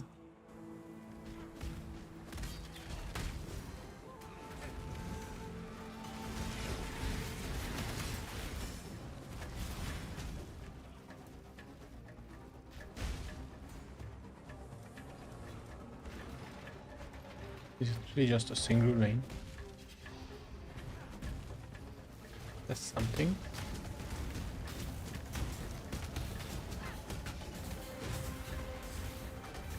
Yeah. What's taking so much of my HP?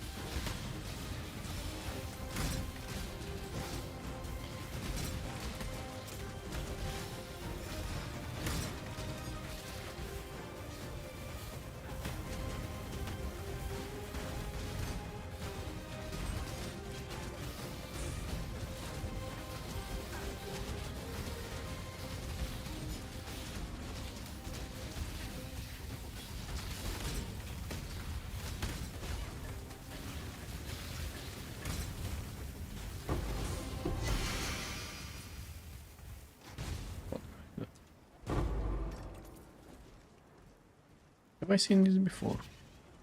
Azadi crest. Maximum a chance to block, chance to avoid projectile. You are lucky or unlucky effects. Use the best or worst from 3 rolls instead of 2. Wonder how the math works out on that.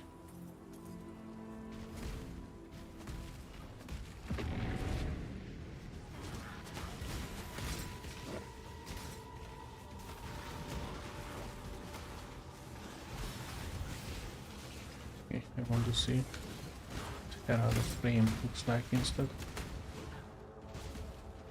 Or maximum fire.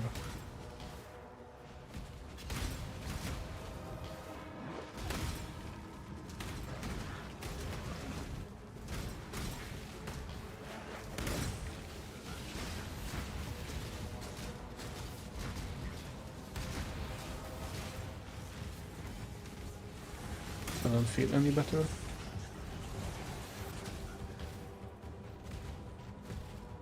Keep fading our breaches. So much slower now.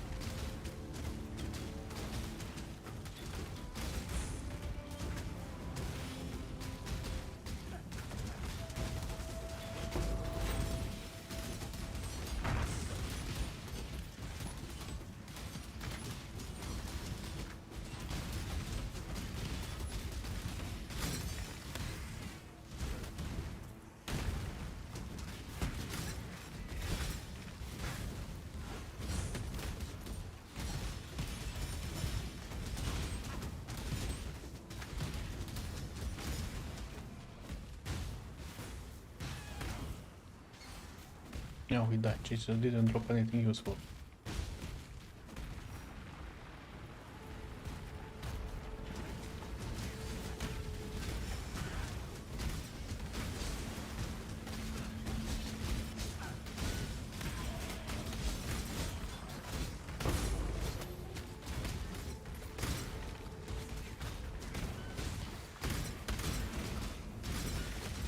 No, that is so little.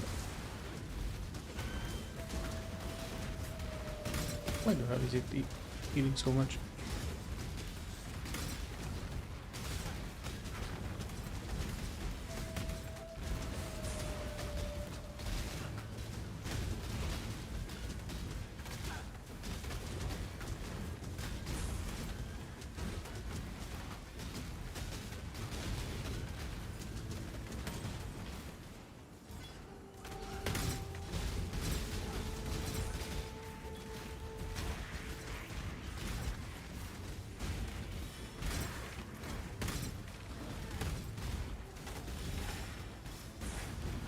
Guess we do have less resistances.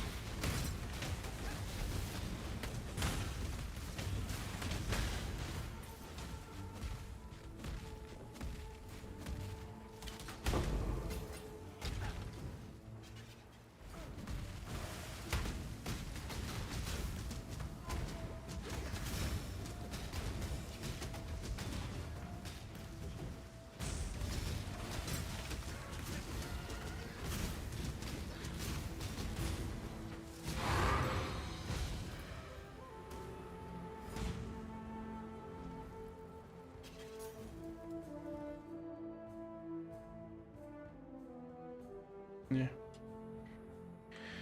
We will need that back. We need to take this off and that off. Yeah, we lost a lot of maximum resistance, to be fair.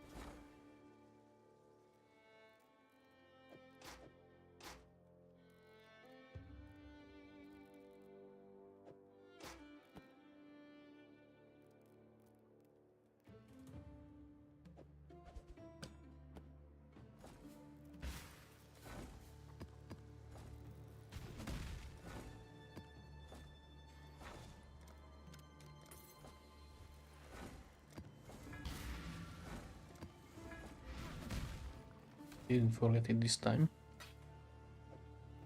Oh, let's stay full.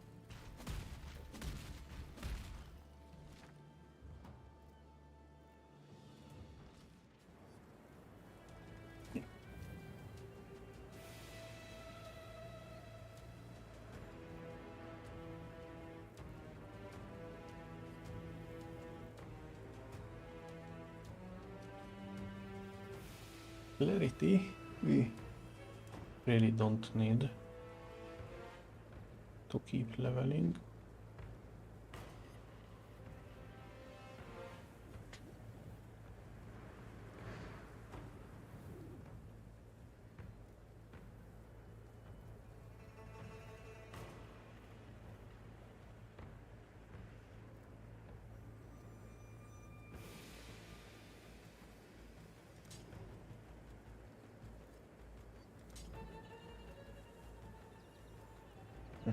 Yes.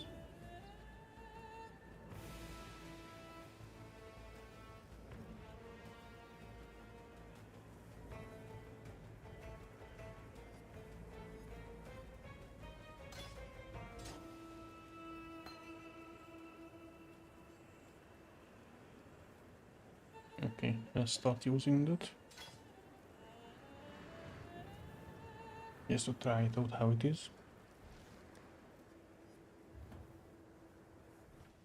And then we will use a poor scoring.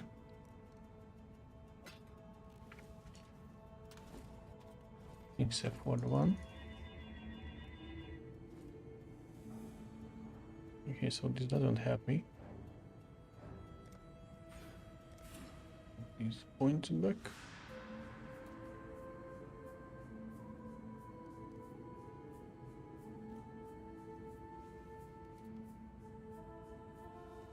Now if I'm going this way, I actually can just come down here.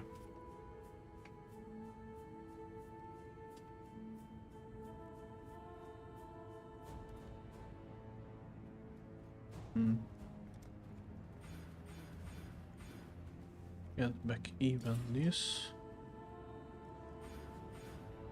1, 2, 3, 1, 2, 3, and this is a 4, but we don't need it.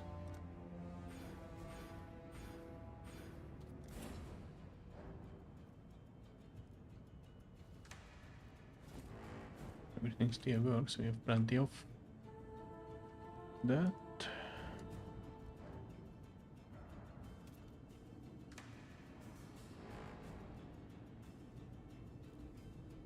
Life is kind of shit, so maybe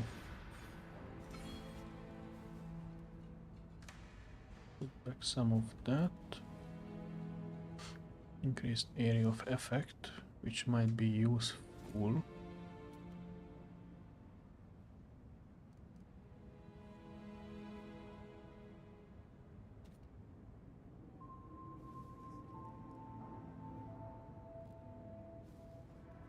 This nearby enemies, so melee skill, it is a melee skill with AoE.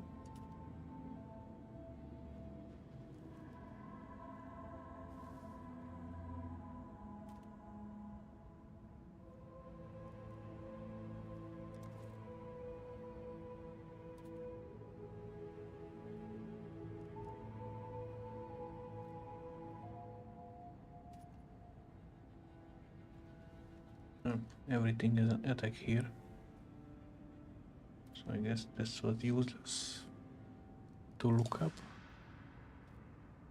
Wait, can we specify?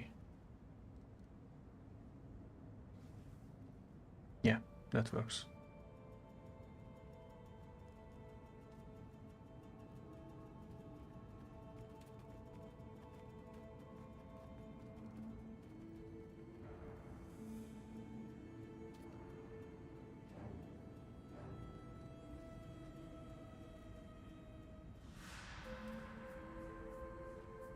With hits at close range.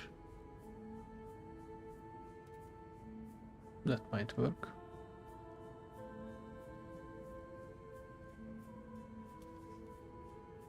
And then take the master, the non-wall strike skills target one additional nearby enemy. It'd be useful for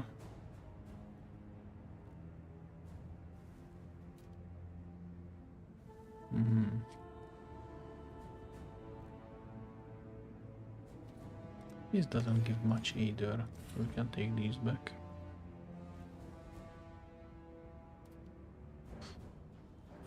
Alright, let's get some of the resistances back.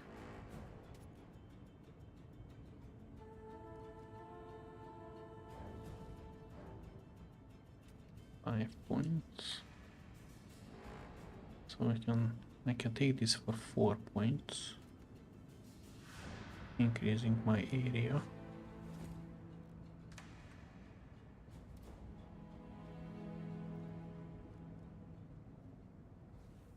Do I know how big is the explosion of this?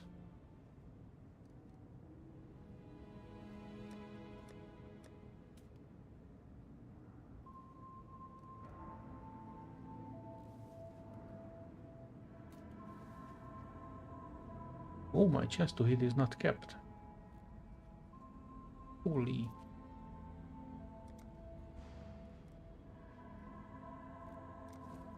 Okay, I need to do something about that.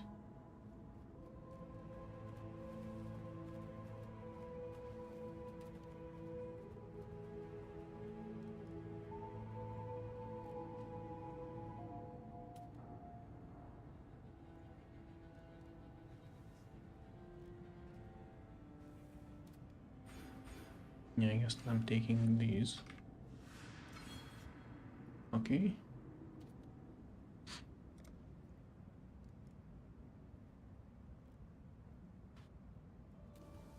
Evasive is still a problem.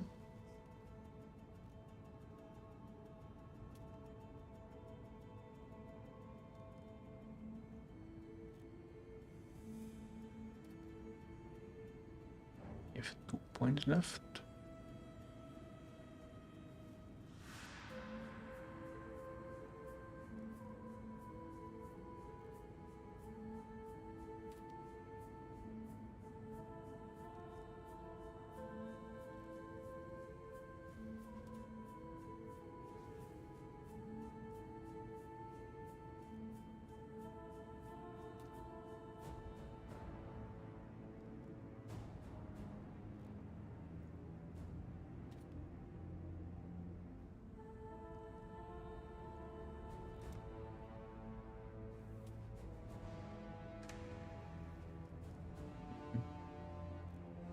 Take this.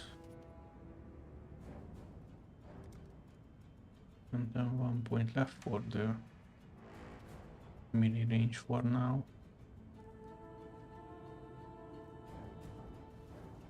Or take 2 points here. And penetrate some.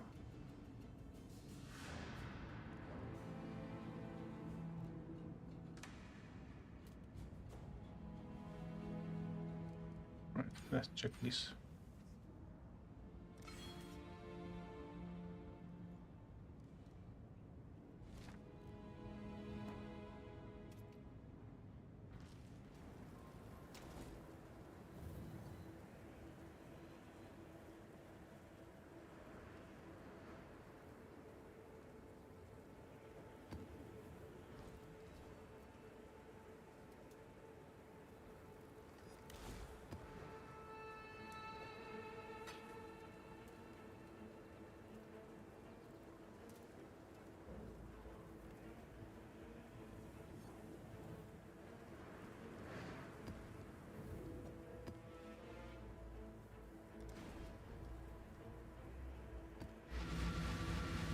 How does this work out?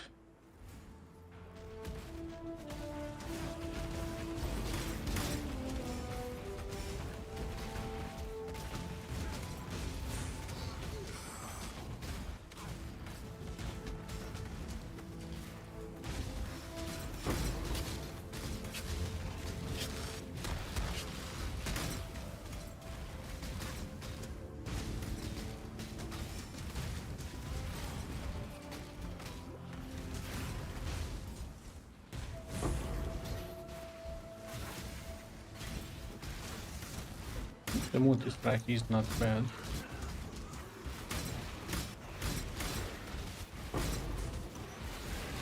But maybe just a simple faster attack speed would be better, so we can continuously keep building and exploding the charges. Or actually need to stop increasing rarity. I will completely run out of mana.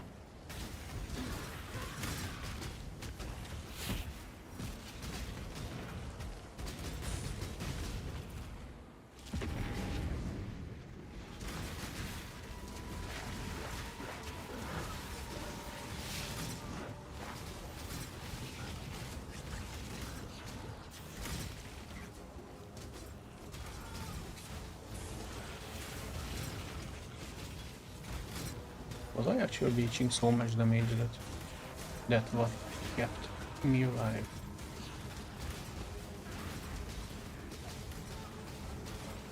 I'm kind of taking a ridiculous amount of damage now, and I don't feel that I really turned off so much of my specs. Oh, we have a big guy. Let's see how this build actually functions. If we don't die, yeah, we could just tank these before. Now we have a problem.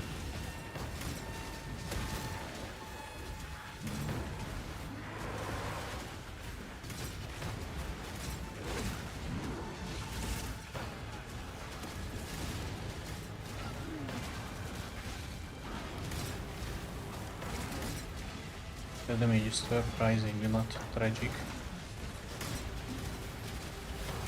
And we get to actually just stay and hit.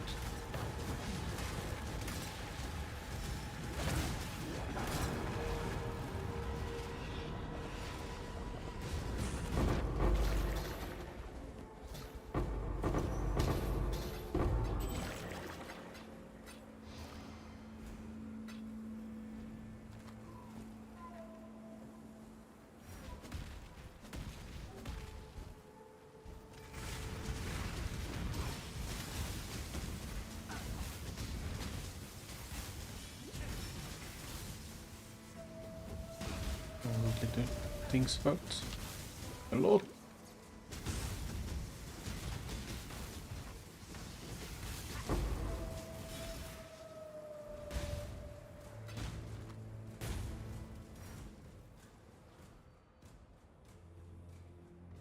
I still have that.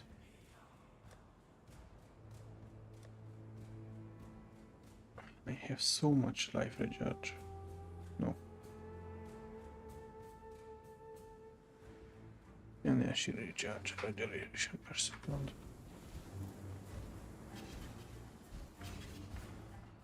Yes, it really was that.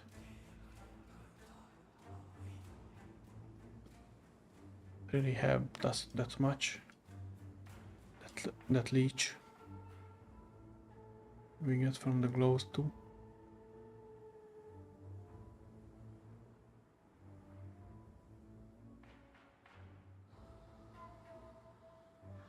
On the other hand, this has a lot of light regeneration. So we could take that. Take it back to here. Oh, this is too useful. This is nice.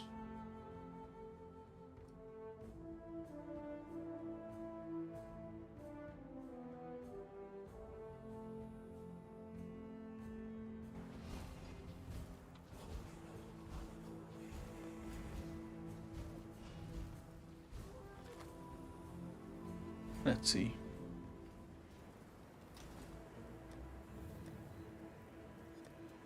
So where's our old gloves?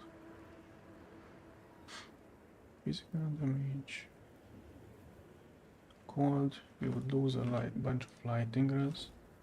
We are not that overcapped now.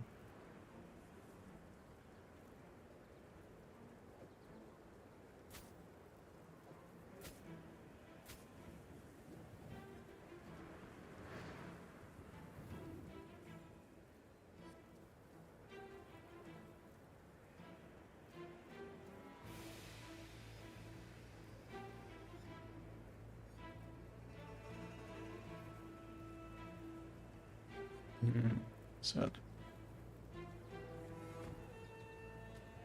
Eater of words.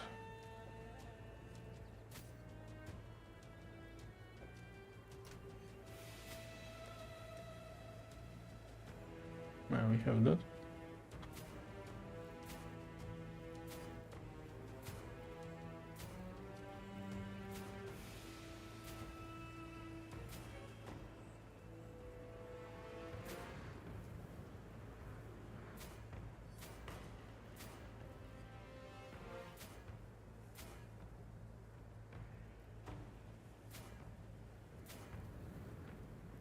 Physical, no.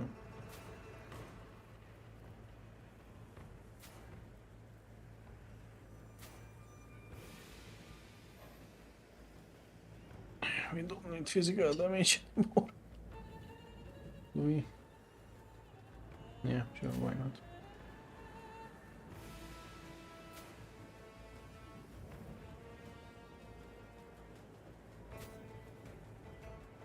Just fucking us over with that.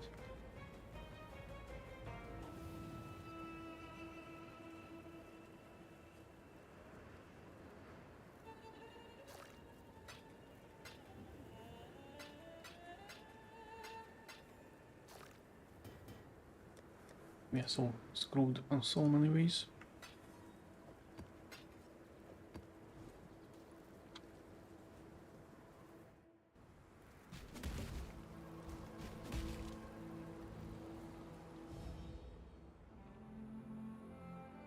That makes it harder, but I wonder not worth it.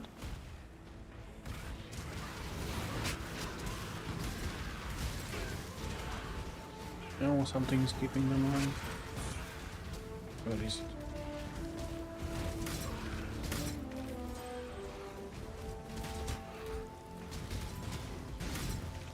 Because giant bone.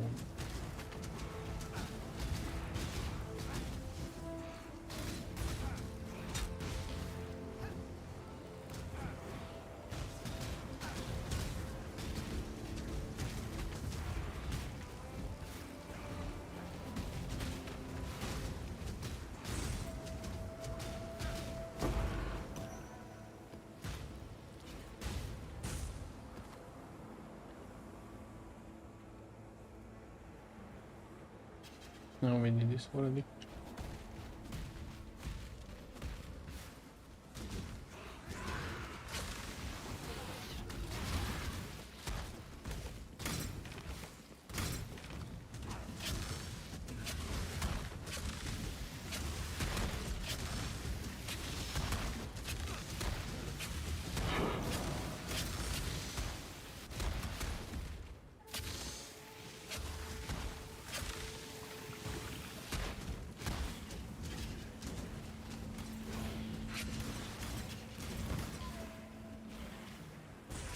Holy lag.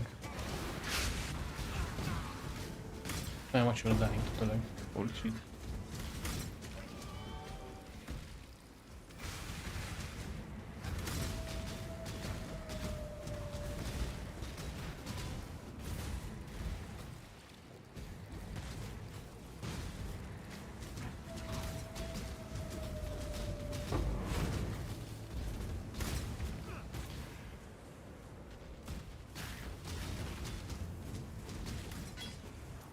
It's not all.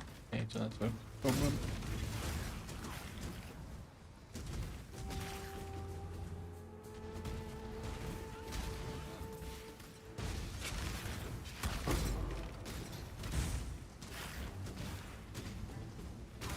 Right, it's Saturday night, so I guess everyone got online.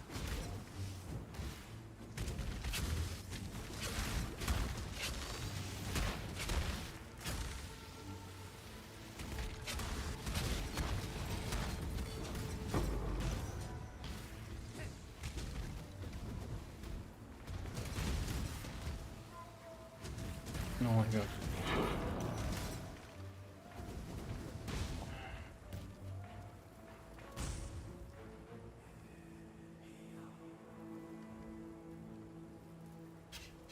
Apparently my stream connection is actually good, so it's not that.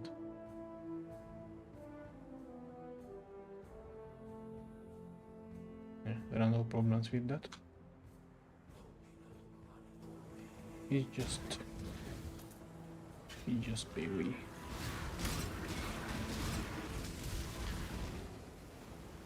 Why we probably explode here.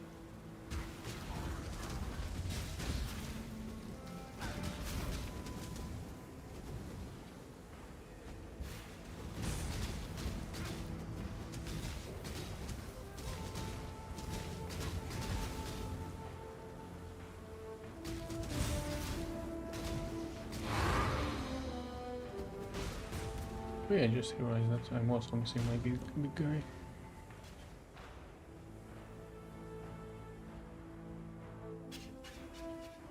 probably die to one of the previous luck spikes.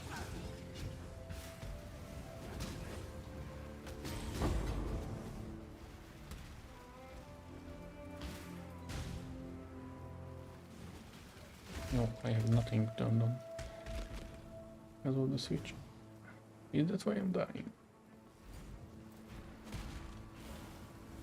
Okay, this is just unplayable.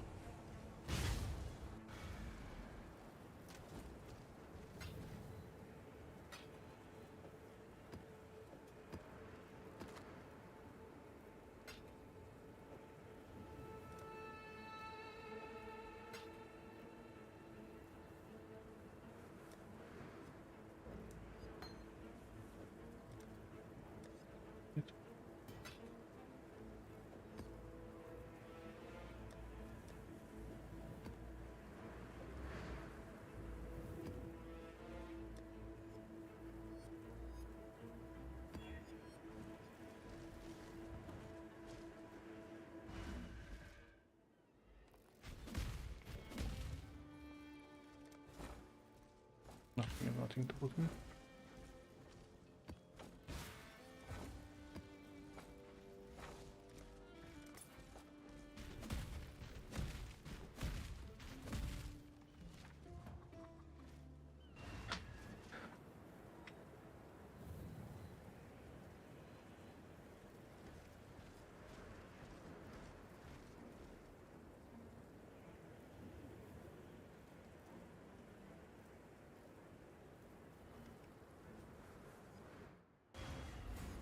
Did it get better? Maybe.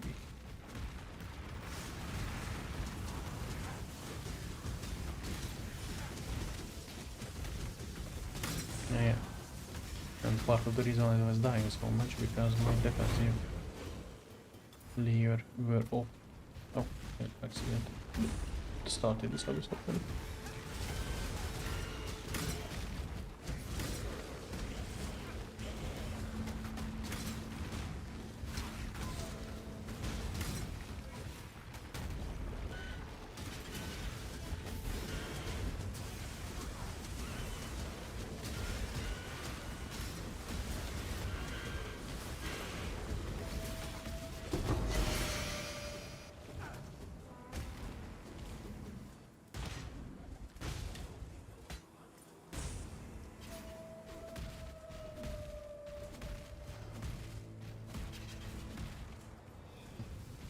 Here.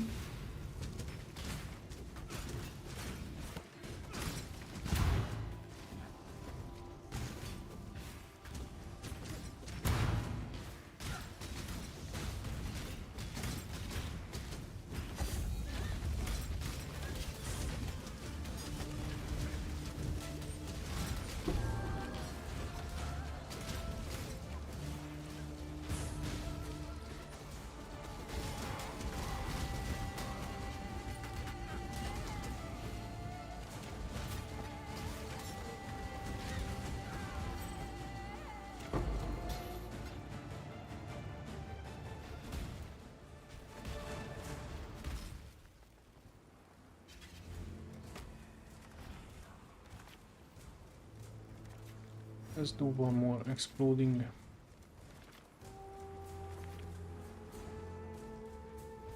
Okay, we don't need physical damage.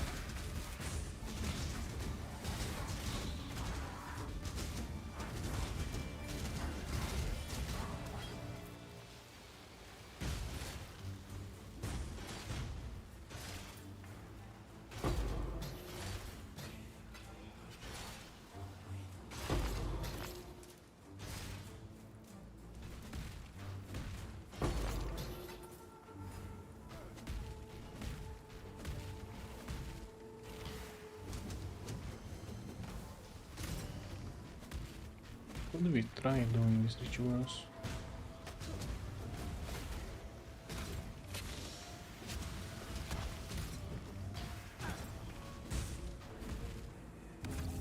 Sure.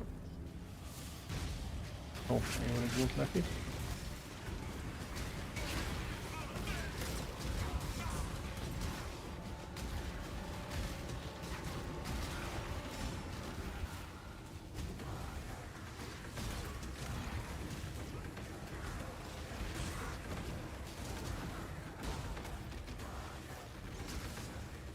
I just realized because we take so much damage, our big guy keeps dying again.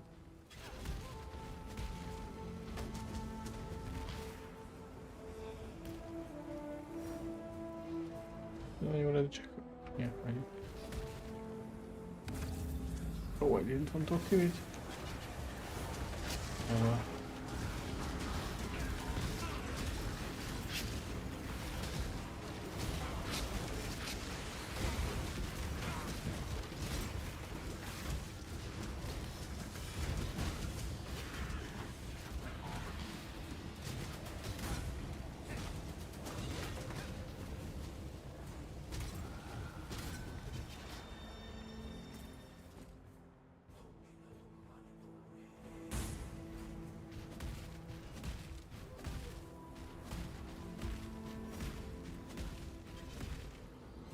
May as well do it.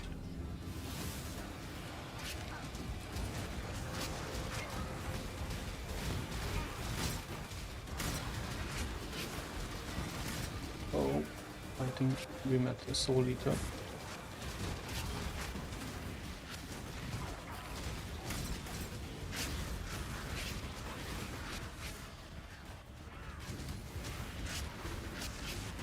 Oh, aha! I could be.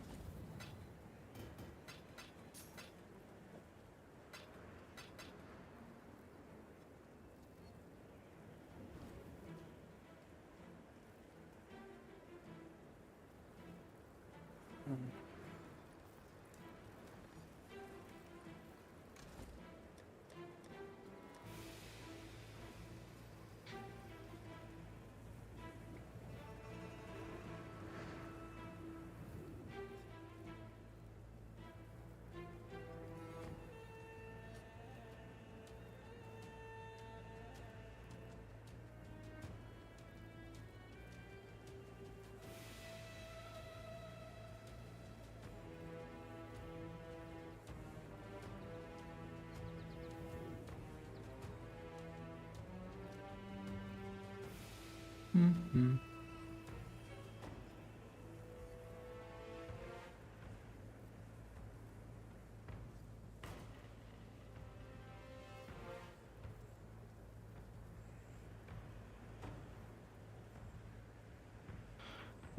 I think actually we are done here.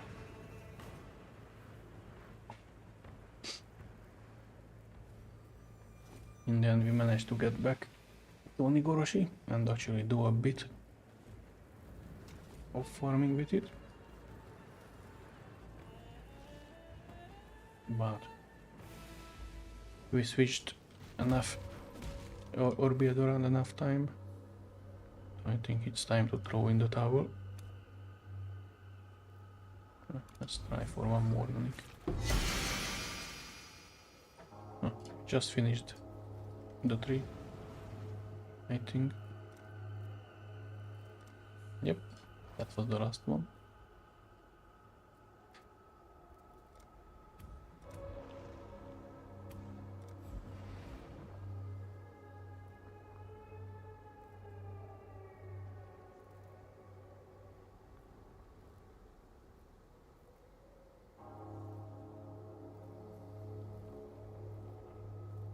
Defense modifiers.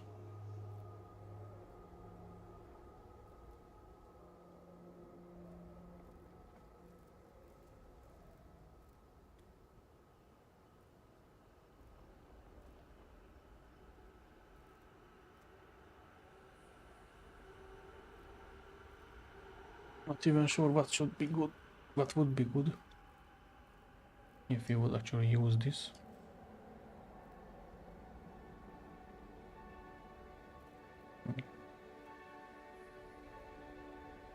None of these can appear on a body armor. Yes, we could force resistance to make it roll with chaos resistance. Speed it can't have. Caster. I guess mana stuff is caster. Maybe that.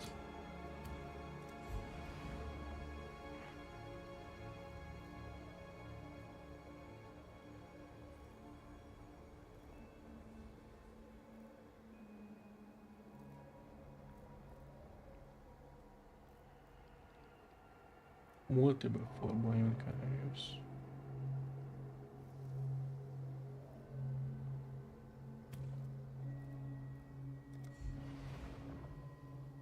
That's it. That's the full 3. We finished that at least.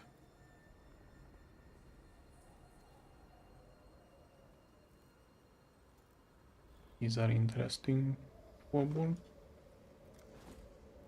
I think there is a rolling magma miner build that uses the stratagem.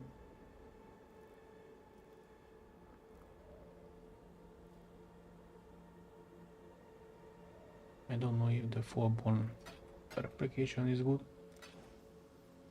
I honestly don't care about the rest here.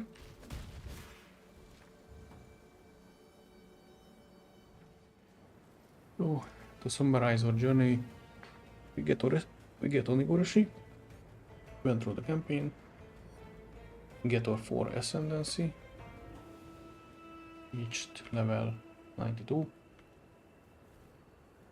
Our 3 is constantly a mess, changing mess. Rather, we have so many auras we can't even properly put them on.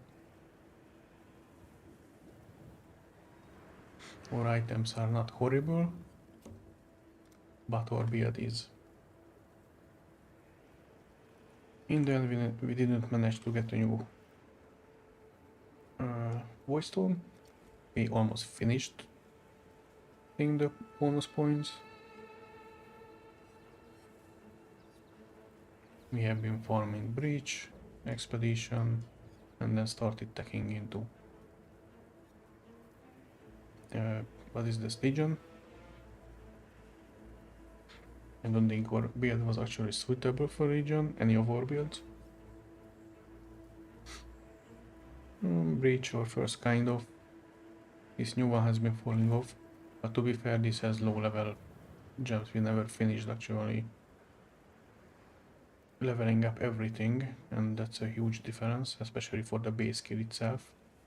As the effectiveness of the skill is going to continue up almost to 400, so that would basically double the damage. At that point it might be usable. What else we did?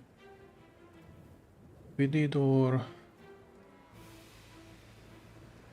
Breach Lord fight actually. That was probably the longest Breach Lord fight ever in existence. I might make a short video, well, as much short as it can, just put it up on YouTube separately, as a video by itself. Just to show people who have putting their build sucks that there is worse out there. And other than that, that's it. We did a few unique maps. We killed the heralds of the big enemies. We never get to the big ones. We failed, unfortunately, the even fight, the 10 invitation. Because, you know, hubris, we decided to actually buff it a bit, thinking that, oh yeah, we can do it. And we completely forget that we picked probably the 10 worst bosses that we could have faced with our already shitty build. And as you can see, my big guy already died. Even, yeah, it's also missing a lot of health because we took these off, and that's a lot. And if he dies, I also start dying faster, unfortunately. So yeah, that was the journey. I'm going to stop the stream for now, take a small break, and then probably start up a different game. I hope everyone who watches takes inspiration that you can do definitely better than I did. And if you want an easy time, then just follow the proper guide. There are plenty out there that are really good at explaining the mechanics of the game. Because even if you don't follow the guide, just try to do something simple, singular, and do not do a bunch of janky stuff at once that I did. Like going for Oni-Goroshi, going for the same army, with the minion, half minion build, using dominating blow, inspiring. This skill can be actually really highly buffed if you get into a bunch of cluster jewels, some minion damage. We even hit a nice coin on it. Maim is pretty good. We got lucky there. So it is doable to push it, but you would need better defenses, get some special uniques. One of the other janky part that I did, that I decided to only use armor and energy shield hybrid items. This limits on defensive radius quite a bit, because truth is that even if you start here and you are already patting down here for several reasons, you might as well just go up here to iron reflex and then get the hybrid evasion armor ratings, and then you can put spell suppression on all of your armor pierces. That's an easy way to also go here through, get more resistances and protections here, and then pet here and get a bunch of extra spell suppression, and then cap it to 100. That means that every time a spell hits you, that automatically the damage is halved, because spell suppression halves the damage. But if it's not kept to 100% chance of occurring, it's much worse. That's when you suddenly just die to one shots. But if you cap it to 100%, then every spell, including the big boss spells, will deal half damage. And then that half damage gets lowered by your various damage reductions, be it physical or the elementals, one the chaos. If you have block and it's a hit that hits you, and spell suppression only works against actual hits, then block can also kick in. I think block actually comes first, and if it fails, then spell suppression will have the damage. Then you lower the damage with the resistances. And if you have a proper HP pool or very high energy shield, very high life, then you are surviving basically everything. So that's a very good combination. So if you are starting anywhere around here, I always suggest going for spell suppression. That's a really good defensive layer.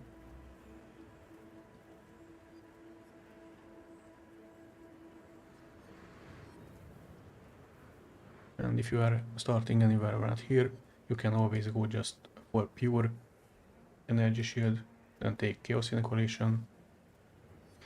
You have only one life, but it doesn't matter because you are now immune to chaos damage. So that also means that you are immune to poison damage. And it's fairly easy to stack energy shield to really high, because there are a lot of energy shield nodes around here, and also mods that you can get on every piece of gear. Basically everything has energy shield that it can roll. And at that point you just need to solve energy shield recharge, which you can do in various ways, like I did, where life regeneration is applied to energy shield. and then I have high life regen, so I'm regenerating constantly.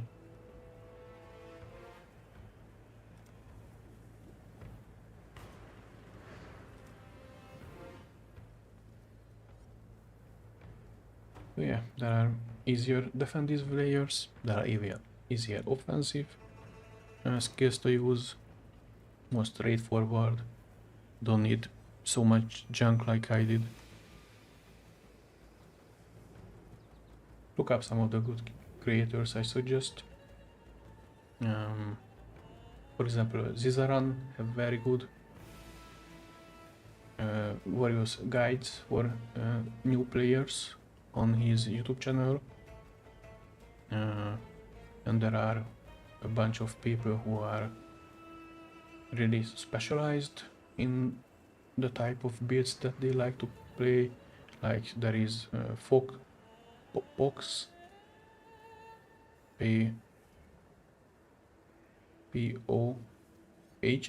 or P. Okay, let me look. I don't want to say the wrong name.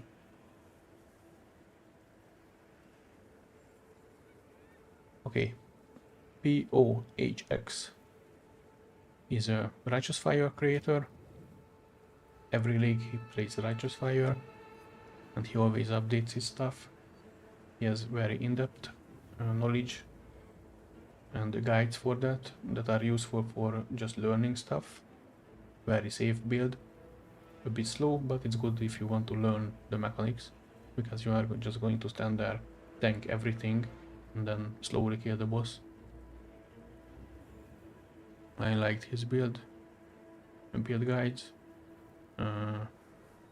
There is on Twitch Karn, CARN for slam builds. Maybe there is an underscore after his name. And you will find the big creators, they always pop up at the top of the search results. If you want to see blasters, I'm not going to go through the names because there's plenty of that. Just if you follow those guides, always be prepared that you are going to die. Those are really softcore builds with the 6 portal defense, is what they called. You are going to die, you go back, you blast the map again.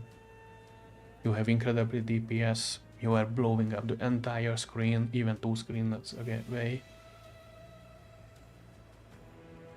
And it can be really fun, but out of nowhere you are going to regularly just poof and die. So remember that. And also remember, not long ago I read on Reddit some of the creators, I think it was Jangron who was,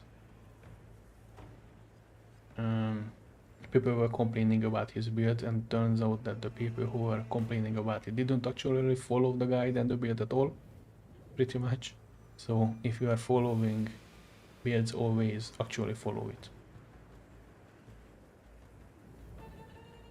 Because there's no build that will save you from your own stupidity. So take your time to read it, read the guide. Not just look at the items and the skills and then think, okay, I got it. Read the actual guides always. When people make proper guides, they took the time to write them for that purpose, so you read them, then you understand them. But if you don't like guides, you want to hit into the game, then you can do stupid stuff like I did. Just be prepared that you might hit a wall, like I did. And there are times when it's time to call it quits. Now for the other experiment here is that I tried to do, I actually succeeded in, well, I didn't succeed, I didn't finish the games, quote unquote, I didn't get any big bosses. But the other experiment was playing the completely free-to-play experience. And I will be honest, it sucks. It's horrible. The 4 stashes combined with the incredibly low quantity of stacking of items and the very, very low chance of you being able to roll the things that you want, be it the socket colors, the socket numbers, the links, when you are trying to craft with just the basic transmutation, alteration, augmentation to get 2 good mods, then try to put the regal orb on it for a third good mod, and then maybe start crafting, and the crafting is at least straightforward. But the sheer number of currency that you need to use constantly if you want any kind of real really good endgame items to craft with currency and not just rely on something like the Genesis 3 for Breach, then it's really bad. First I thought that okay, we have a bunch of currency, it's fine. Then I realized that alright, there are the essences, there are the scarabs that we will need to run actually good maps. Then I want to store some of the extra stuff, maybe combine it or craft it or whatever interesting thing that drops. We need the blight for anointing. We need to stack up some of the divine vessels and offerings to run for more. If you need a specific transfigure gem, you might need more of these to keep running them. Or you just want it for the quality, because that's also the fourth ascendancy actually gives like 15 quality, so that's a good to just pump up your skills. And then the deviation cards. Especially if you are a new player, you have no idea what any of these does. You probably don't even have a item filter, which by the way you should, whoever plays, and even if you hate guides and modding and everything, get filter blade. Just get it. Type into any search bar that you want never sync filter blade. The site will pop up and download just the unmodified package. There are guides on the site itself how to do everything. You can open your forger with this, so you don't even have to search for it, and then just copy the filters into it, then you select it, and then you load the filter, and you will get the message if it's successful, and save, always save, if you modify anything.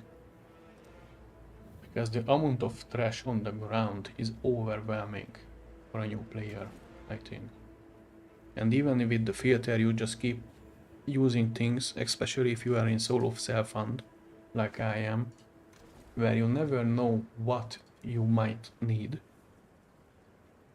The basic 4 stashes and the number of stacks on the items, the stack limit, is really bad. It's just not enough. I already ranted about this before, but this really feels like a relic from the Diablo 2 era from 20 years ago. Like, we know GGG loves the original vanilla Diablo 2, and then they copied a bunch of things from it. But to keep it like this is really bad. I mean, even Blizzard did a stash update lately. It is paywall, of course. Similarly, to have stash tabs are paywall. So overall, I would say that Path of Exile is technically a free-to-play game. But if you want to really get into it and do all the endgame, it's such a pain in the ass to manage your stash that after a while that alone might make you to give it up. I think I spent as much time building with the stash as I did running maps, and that's really not a good ratio, because when I played on my own and I had stash tabs, I could just hold down right click everything, and everything just jumps into its stash tabs at the right place. The currency in the currency tabs, where it can stack to 5,000, not for 40 and 20. And it's such a difference maker. Everything can be made so much smoother and faster. On the other hand, this game really has a shit ton of to offer to knowing that it's free to play. So if you really like the game and want to get into it, then wait for a stash tab sale. I think is the best to do, because it occurs in like every 3 to 4 months, I'm pretty sure. Not 3 to 4 weeks. So it's a pretty regular thing. And from like $30 you can buy all the most essential stash tabs that will carry for you for a very long time in convenience of using and playing the game. So that's my overall take here, now that I actually went back to playing in a new account as a truly free-to-play game player. This is infuriating and mind-bogglingly, yeah, or even mind-shattering, I could say. Really boring and tedious to manage all of this without a stash tab. The dedicated stash tabs. I really wish at least the currency stash tab would be free. It would be such a quality of life change to potential new players who come in and then start playing, and then they realize how much time they are spending on managing the stash tab. It's for the yeah, that's it for the stash tab rambling and the free-to-play experience. As for the league itself, the Mirages are obviously great for juicing. If you are a high-end juicer, then you might get twice the loot for the same investment as in other leagues. Because, for example, if you are juicing breach hives or fortresses, and you need a bit of luck, but if the Mirage spawns next to it, then you get 2 of that, and you only had to use 1 set of scarabs and all the juice that you did. So it's amazing for that. Every new unique that I found was absolutely trash. The only good unique that I saw from this game is not something I got in the game. I just saw it in the trailer, and Reddit is full of people trying to ID really good ones. And that's the something screams it's a belt that can have permanent shrine effects on it, 1 or 2. And of course the trailer showcased one of the strongest one, and I think no one ever found one like that. I still have the tinfoil theory that people who buy those belts are getting scammed, because as I said before, I mentioned it before, that PoE 2 had this exact situation where we had a rare unique with high variety of potential modifiers that could really make the item either worthless or like mirror tier, extremely expensive, and people have been selling it just for a few divine if it's unidentified, which was good solid income. But it also came out that the reason the servers were so bad because people were DDoSing the servers to force a crash and a reroll on the servers, which allowed them to identify the item.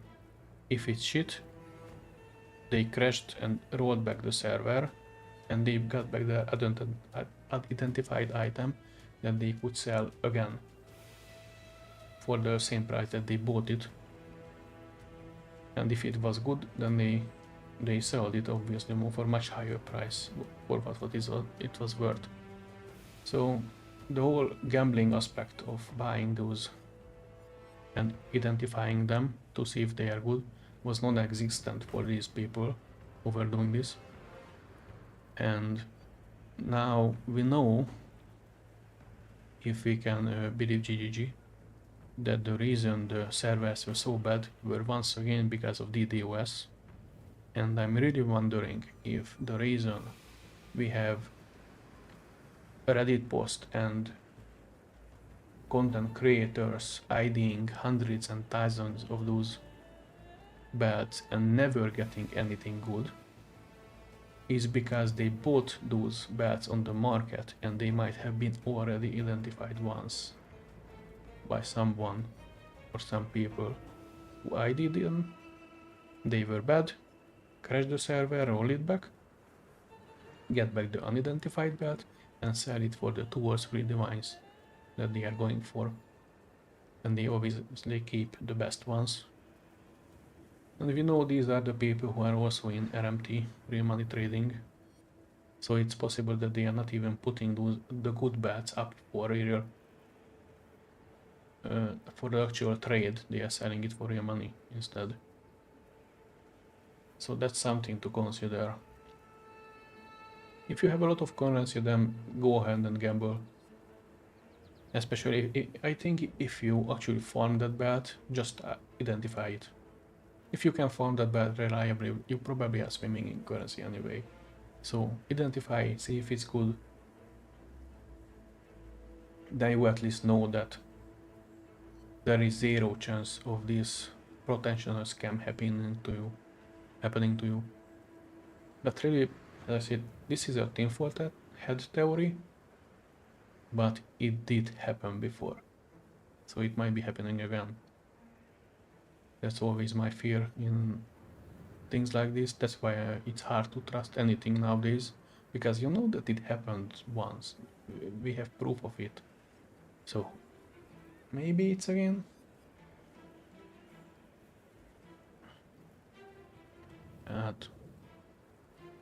And that's it for that unique part. I'm really sad that all the other uniques seems to be again trash, because they look cool. It's interesting that you can switch them around with the restoration, and I think there is a desecration coin, and they seem to be geared toward fire and poison, which makes them interesting. I always liked those type of dot damages or playstyles. As you can see, I was trying to hear some kind of fire here this time too. Unfortunately, they are usually on the weaker side. Poison had the Mamba build that was triple tapped, but I think there is a new version of it, which is just more expensive, but it's still very good.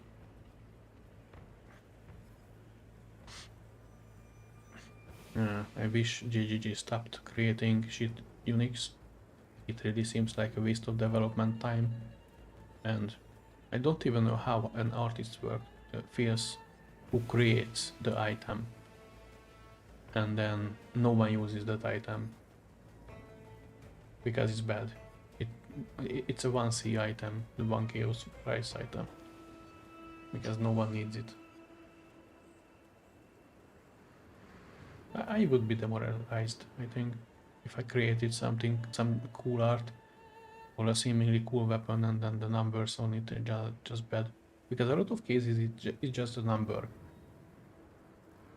situation. You could often just increase the base numbers.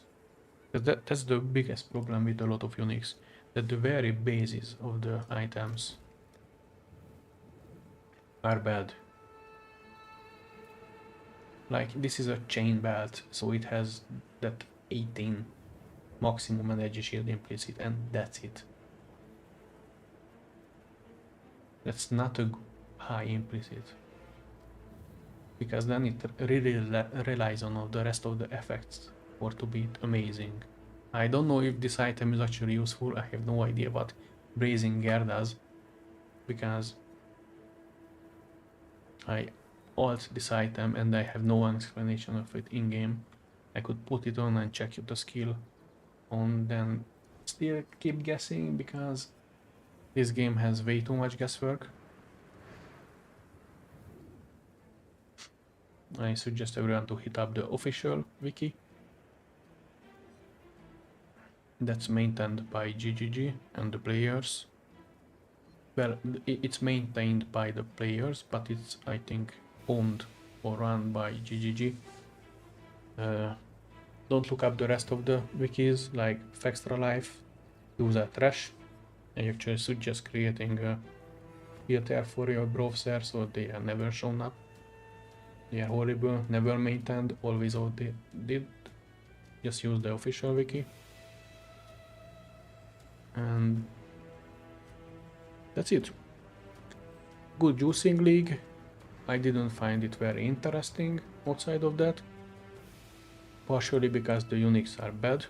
If all the Unix would be interesting at least, then that's a different situation, because you can then find maybe new builds. Like there is possible that there are shit kills like mine, the Infernal Blow. That would be really good with one of those new Unix, since they are so damned around fire and ignite and all of that. But unfortunately that's not the case. And I also felt that sometimes it gets really boring in the Mirage, because you are already spending a lot of time in a map if you are doing a lot of different league mechanics. Like I'm doing the breach and then the expedition and then the region, and it might have other stuff too. If you are obviously you are just blasting unstable breaches alone and you have a blaster build, then you are quickly flying through the map. But if you have any kind of slower build, or you are doing a lot of different things, then you are spending a lot of time in the map, and then the Mirage really extends that time. And at that point sometimes it starts feeling boring to be staying in the same map, because you are farming, you are getting the experience, getting the gold, getting the items, the currency and all of that, but you are not finishing so many maps, so it feels like you are stuck a bit or wasting time. You are not progressing. That's one of the things that I really like about the Atlas, that when you are finishing a map, you will just get the point that you can immediately spend. So it always feels like you are progressing, because you are progressing. And I think the shake-up here is interesting. It takes time to get used to. If you just want to speedrun things, probably this is the fastest you can ever speedrun the Atlas to high tiers, because you no longer need the specific map to drop to do the map. You just need the tiers like Waystones in Path of Exile 2, but you actually have a progression, unlike in Path of Exile 2 when the Atlas is infinite and it feels like you're never really progressing anywhere substantially. Like there is no immediate feedback that yes, I finished this map, I get my Atlas point, I spend my Atlas point, now my stuff that I farm is better on the next map. That feedback loop is missing from Path of Exile 2. Here it's present, I really loved it. I think it's one of the best, probably the best endgame system for any kind of game of this genre. And if you are a blaster, really, if you are speedrunning the things, you are the type who is on the second day you are already finished with the entire Atlas, then you might be able to finish it even faster this time, because as long as you are focusing on your first points, getting into places where the next map has a chance to get higher tier, then you can just keep going in a chain and very quickly reach tier 16. And if you do an actual build with that, then you are going to be able to do those tier 16s even if they're corrupted, and you don't have to do the trick that I did where you are taking a map and then you are just transmuting it to make it blue with a nice effect. If it's bad, then you even roll it and then just put a single other mod on it with morb. So now it's yellow and then corrupt it. So it has the least amount of mods and the easiest mods to do it. If you have a proper build, then you just all can go. Just put an alchemy or put a wall orbit and then just do it because your build can do it. Mine was way too shitty for that. So yeah, I like this change. I never get to the astrolope part where this gets watered. They look interesting. The astrolope are weird. It feels like sextants that was purposefully taken out of the game because it was not a healthy part of the game. It kind of feels like they are back with that. That feels a weird addition. But other than that, I like it. I like the change. Even if there were parts where I didn't seem to like it, I later realized that I just didn't like some of the user interface changes. Or not even changes, just the implementation. That will change with time. We are going to continuously update it. They already did some of the things were updated in the game. And I think I'm done for real this time. I know I say that already, that this is much that I kept remembering more stuff. Summarize. Unix are a letdown. The Mirage is good for juicing, kind of boring thematically. Atlas change is nice. It's an upgrade. And as for build variety, I have seen a lot of builds work, so that seems to be also getting better. I wish they start actually buffing a bunch of the bad skills. Just start every league. If you don't see any usage on it, just add more numbers. Just increase the numbers of it by like 10 to 20%, and if you start seeing people actually using it, then you can stop. So I wish that for the next league. More improvements for the bad skills. And if you like the game and you have the money, buy some stash tabs, because this is miserable. It's just bad.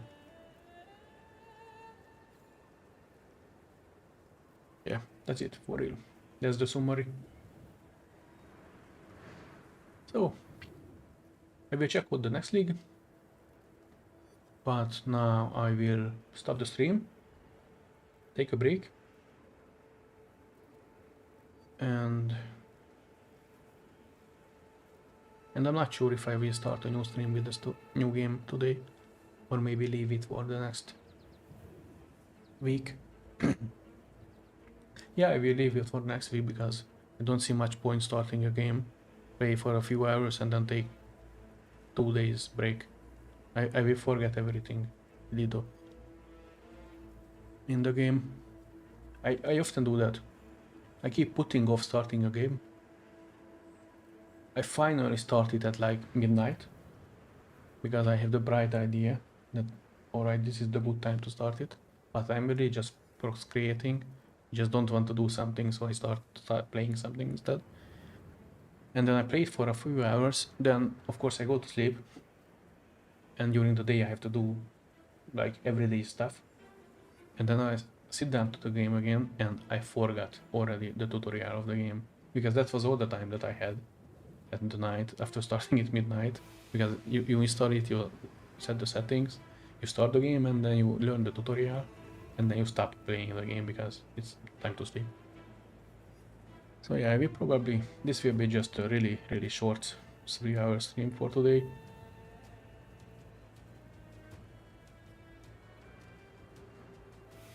And then next Tuesday I will start a new game I don't know which one. Originally I planned playing Slay the Spire because I never played it, and now even the second game is out, so I really should start because I have it. At least play the first game. If I like it, then I can play the second. But I also want to play just something more story focused, just a bit more linear, just immersing myself in the world. So other game that I also have and never played is Hogwarts Legacy, so I might play that. I start playing that. So that's a toss-up. By next Tuesday I will decide. I'm leaning toward Hogwarts because I really just want a story game. And I know that Slay the Spire is a roguelite card game, I think. From what I gathered, at least in the store tabs. The tags that I saw. And that feels a bit similar to what I'm playing now, Path of Exile. Because you are grinding, you are farming, you are trying to progress that way. So yeah, might go for the story game. Try that out. I liked Harry Potter when I was a kid. I read all the books. I don't remember much because I also seen the movies after that, and then I forget kind of which one was what or rather I don't know anymore if what I remember of is from the book or from the movie. That's one of my problems when I read the original work and then see the adaptation, that I start mixing them up. But I remember liking the books. I read them as they came out. There were some of the books that I read in one night. I just read through all of the book in one night, in one go. I used to read a lot of fantasy books. And then I really leaned into the whole computer thing and stuff.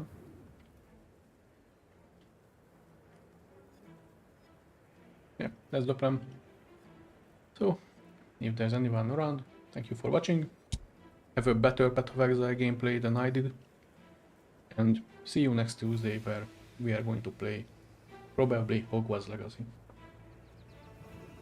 And have a nice weekend, or what's left of it. Bye everyone.